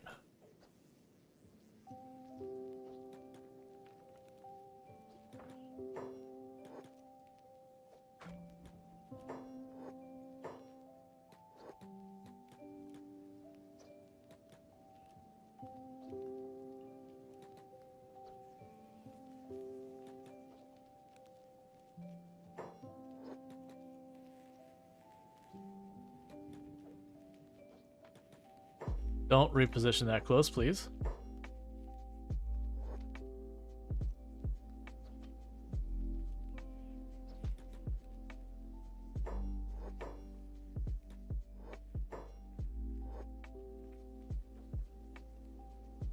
All right. They're just picking on him, little by little. Start whittling him down. The big thing is, even if I run out of bolts, we've got bleeds on him. The important thing is I just need to, 1, not die. And then 2, while we're not dying, give people a chance. Where are you going? Stay up here. You're in this fight.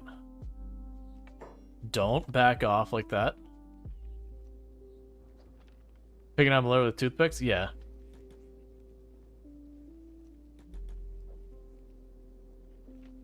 Okay.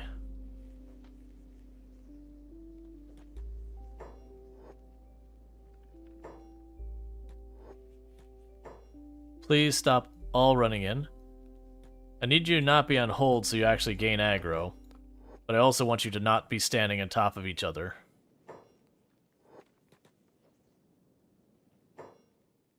Okay. Yeah, so is that about half health on multiple locations? Almost all of them have bleeds on them.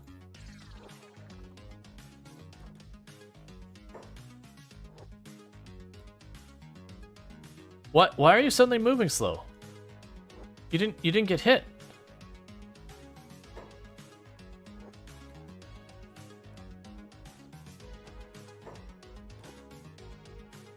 Okay.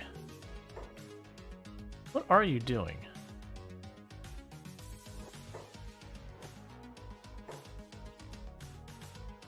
Just get out of the way. I don't care where you go, just not in the way.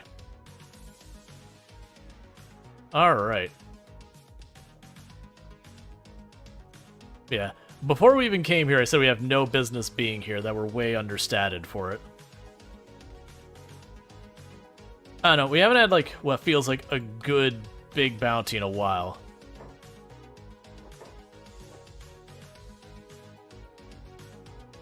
Alright.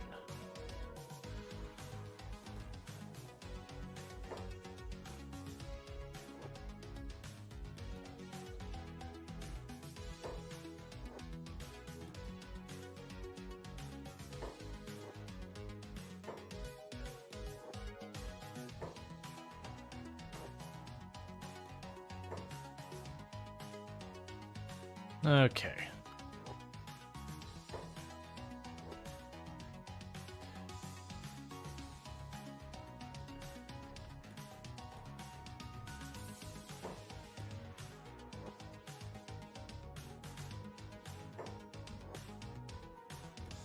Stop running up to him.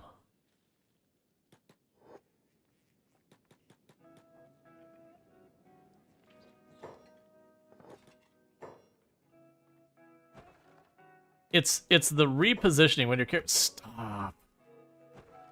Because you choose hold, they'll never take them as in combat. Like what are you doing right now? You go back downstairs. You're set to hold. Stay there. And actually, for this point, Jaywalker, you go downstairs and go to hold and passive.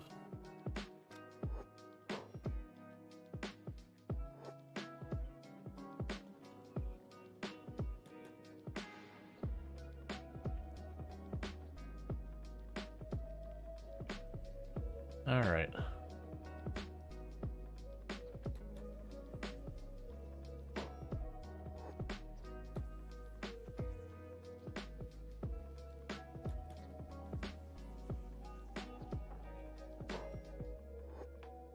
It's too slow.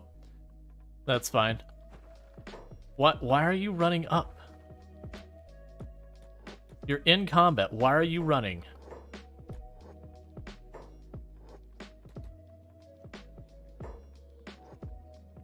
All right.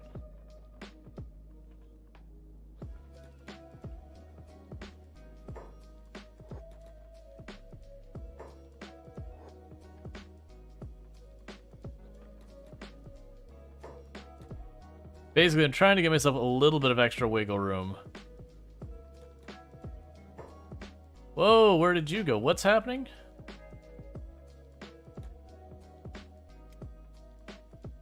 So patch them up. And Soul Atoms, you're not going to do anything here. Okay, so next one into the pile. Run up here. Did you just glitch yourself behind the box?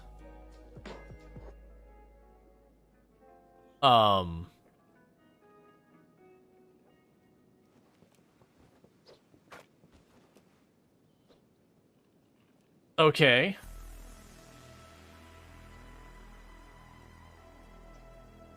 That's not exactly how that's supposed to go, but, you know, sure.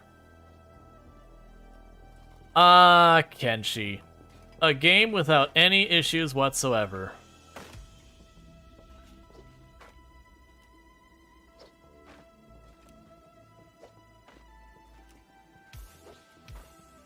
Yep. A perfectly balanced game. Because I didn't need to do anything to cheese him over there. He just knocked down Luxray, glitched out, and then just put himself up against the wall. And my guess is he's stuck between that chest and the wall and is unable to path out of there.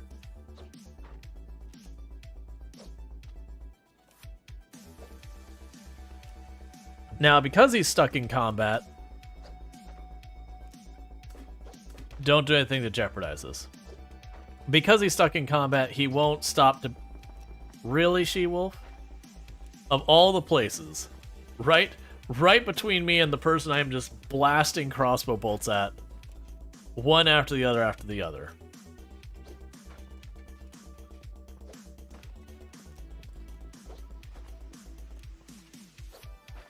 I also love that Ionek is struggling so hard with the stationary target. We're definitely getting hits in there, but we're definitely getting lots of misses too.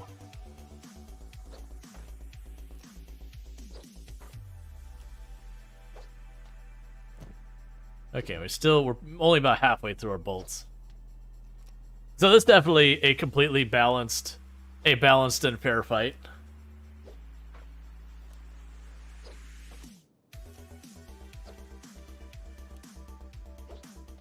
So I didn't deliberately glitch him back there. He knocked down one of our people and then weirdly teleported behind there and then just stopped moving.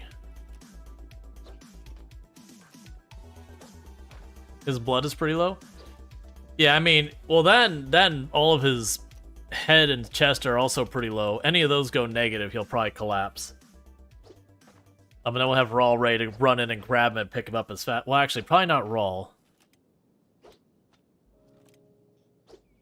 Probably Luxray. No. Yeah, I guess Rual. There isn't really a good choice.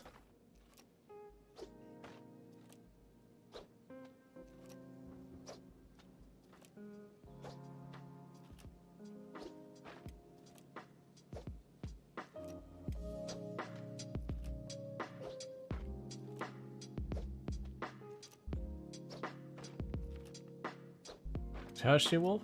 She-Wolf can do it. Just getting She-Wolf into position to,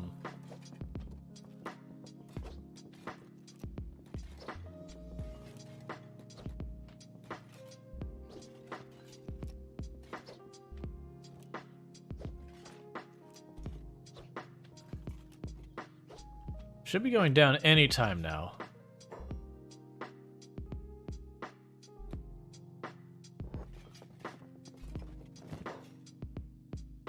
Okay, so I got a metal quality. Of course I grab, the one person whose inventory is full. They're down for a while. So we actually already have a metal saber, but, that one's a better one. And you're not gonna be able to grab that? Of course not. So Luxray, your job is to get up here, loot that body.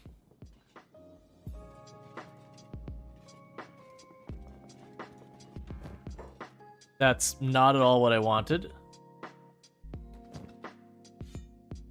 Okay. And that metal weapon will probably go to other people in the home team. We've taken their medical away from them. And pick up Bugmaster.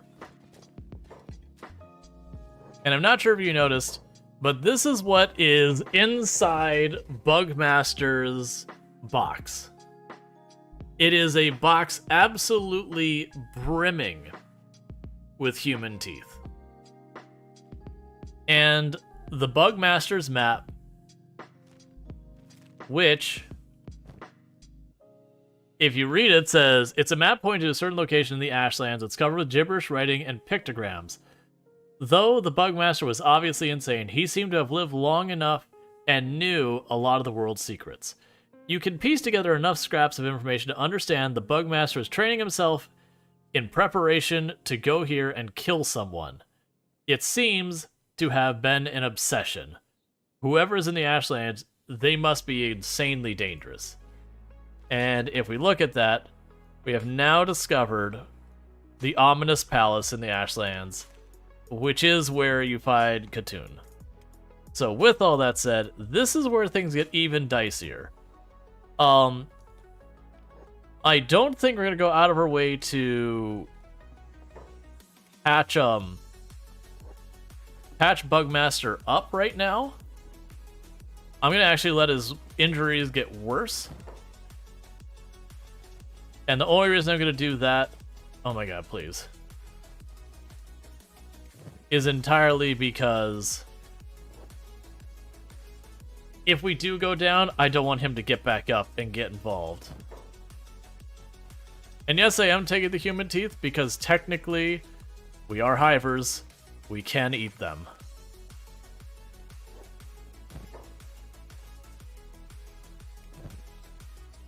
It is just the way it is.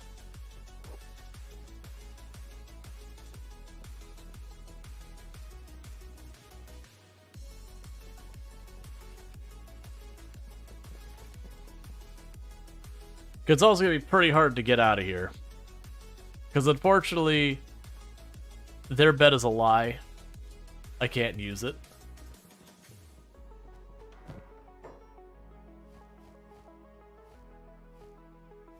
Honestly, just fill up your inventory. We could deal with this on the other side. I forgot how ridiculously much human teeth he's got here. The worst thing is human teeth have 0 value. It's just they are technically edible to hivers.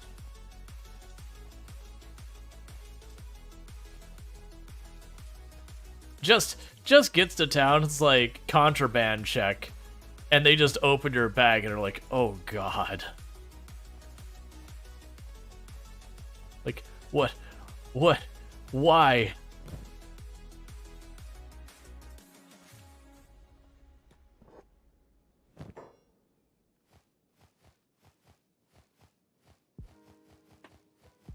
We have snacks. I think it's the only time I've ever taken the stuff out of here. I think they also weigh like nothing. Yeah, they literally weigh 0 kilograms. So they're snacks that have no weight. That said, they only have a singular nutrition unit.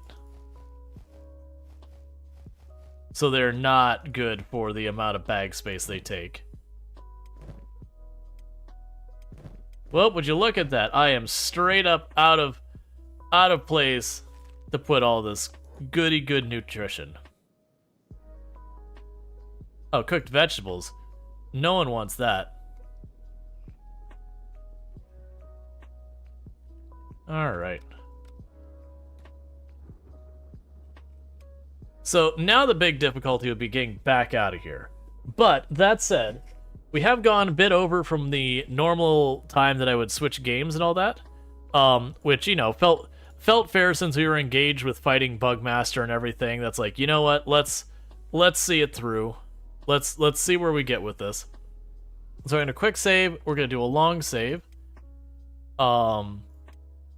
just to be doubly sure we've got the save and all that. But Bugmaster is downed, and like I said, I'm not gonna patch him up until it's looking like he's getting ready to die. And then we can figure that out. But what's going to happen now is we are going to do the poll that happens during stream to see what we're going to be playing next. I do split my stream between multiple games. What are we playing now? And usually the way I do that is I have a poll partly way through stream to let people weigh in on what they'd like to see. So Farming Simulator 22, RimWorld, going Medieval. What else do I want to put on that poll? Let me check. Pacific Drive, maybe?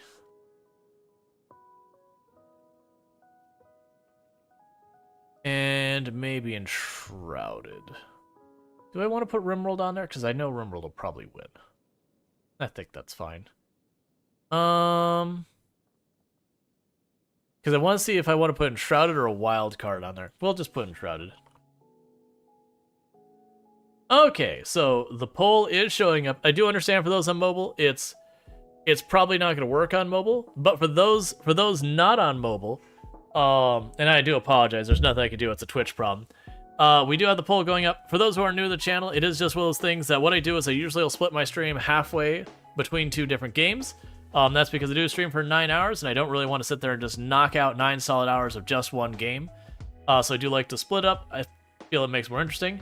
But the things we have on there is we got RimWorld, where we'll be continuing with our library run that we've been doing, where we've just been building a giant library inside mountains.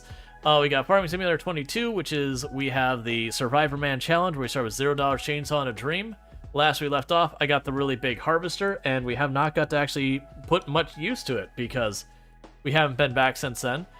We've got Going Medieval, which we started the other day. That is sort of like RimWorld. It has layers. It's just not as much, Warhammer 40k sci-fi kind of a universe.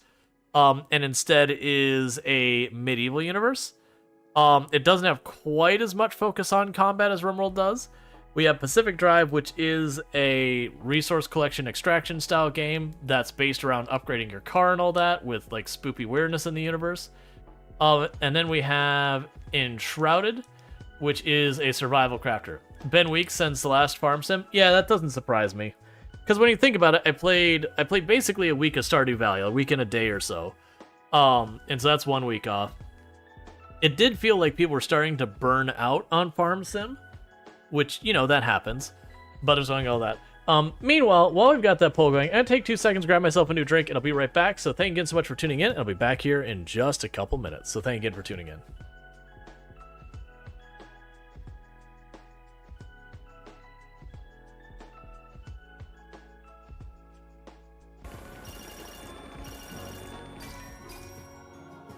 We've done it, chat.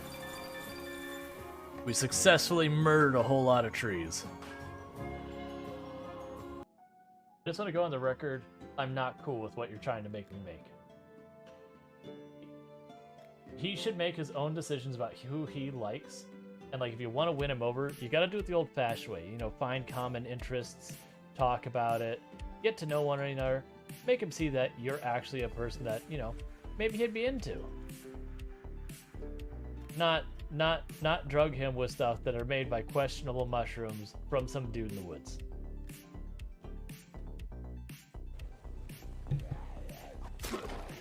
Imagining the military base with no loot or nails. All right.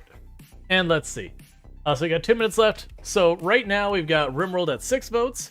We've got Farm Sim at 4 votes. We got Pacific Drive at 3 votes. And we got 1 vote going for Going Medieval. But yeah, so like I said, you want to weigh in. It's just one of those things that if you don't, then you're at the mercy of what everyone else picks. And if you're like, but why would you ever get rid of Kenshi? How dare you? How dare you, sir? Why would you do this to me? Look, man, just because I got a full silhouette tattoo on my back of beep-hugging Agnew, you gotta understand, this is my life.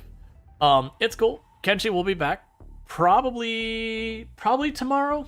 I'll have to see. So tomorrow is a sponsored stream, so it may not be Kenshi.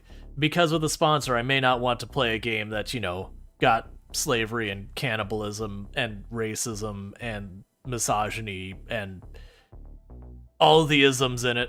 That might be a day to play something that's a little less spicy so far as that goes. Which you got plenty of stuff. I can just pull one out of the old basket and all that. RimWorld?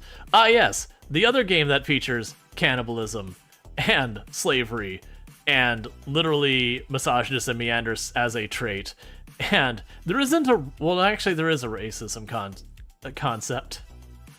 Because they have like the xenotype thing where like some are preferred and not preferred xenotypes, which is their equivalent.